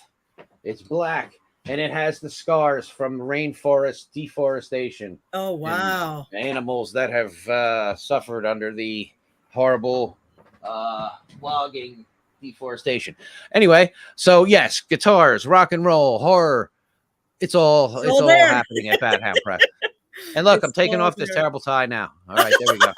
You've earned it. You've earned the right. I feel so, and I've done enough professional broadcasting. I got a mic. I got a ring light this year. Very it's all nice. happening here. It's great. And you can see this is the Hamburg Turnpike behind me. It goes. Once upon a time, this road went all the way from Paterson, New Jersey, to Hamburg, New Jersey, up in the northwest corner of New Jersey. Okay. Now they have highways that'll get you there much quicker. But back in the olden days, that's how you got there. It's nice to take the scenic route sometimes. That's it. And this is Bad Hound Press signing off from North Jersey. Awesome. Thank you so much, Rob. Thank you, Mary. It's always a blast, and I appreciate you giving me another chance to come back and get my audio right. I don't think I mispronunciated my worms at all this year, which is good. You're great. You're great. So good. thank you so much. We really appreciate it. Thank you, Mary. You. Cool. Take care. See ya. Rock and Okay, folks. I just want to before we let you go, because you've been with us all day and we really appreciate it. I just want to let you know that we are broadcasting again tomorrow with a new set of publishers, and we would absolutely appreciate your support if you can make it. It'd be awesome. We have Thunderstorm Books tomorrow. We have Happy Goat Horror, Madness Heart Press, Bleeding Edge Books, Apocrypha, Cemetery Gates Media, Bridget's Gate Press, and then the crew and I, me and Summer and Matt, we're going to be talking about some things, the direction of Buzz Book Expo, and some projects that will be connected to Buzz Books in the future. Again, I want to thank Matt and Summer for keeping us on the straight and narrow all day, making sure that I unmuted my mic when I was talking to you. And I want to thank all the presenters. And again, I want to thank everybody who has been watching and commenting and asking questions. We really appreciate it. Hope to see you tomorrow. Thank you. Take care, everyone.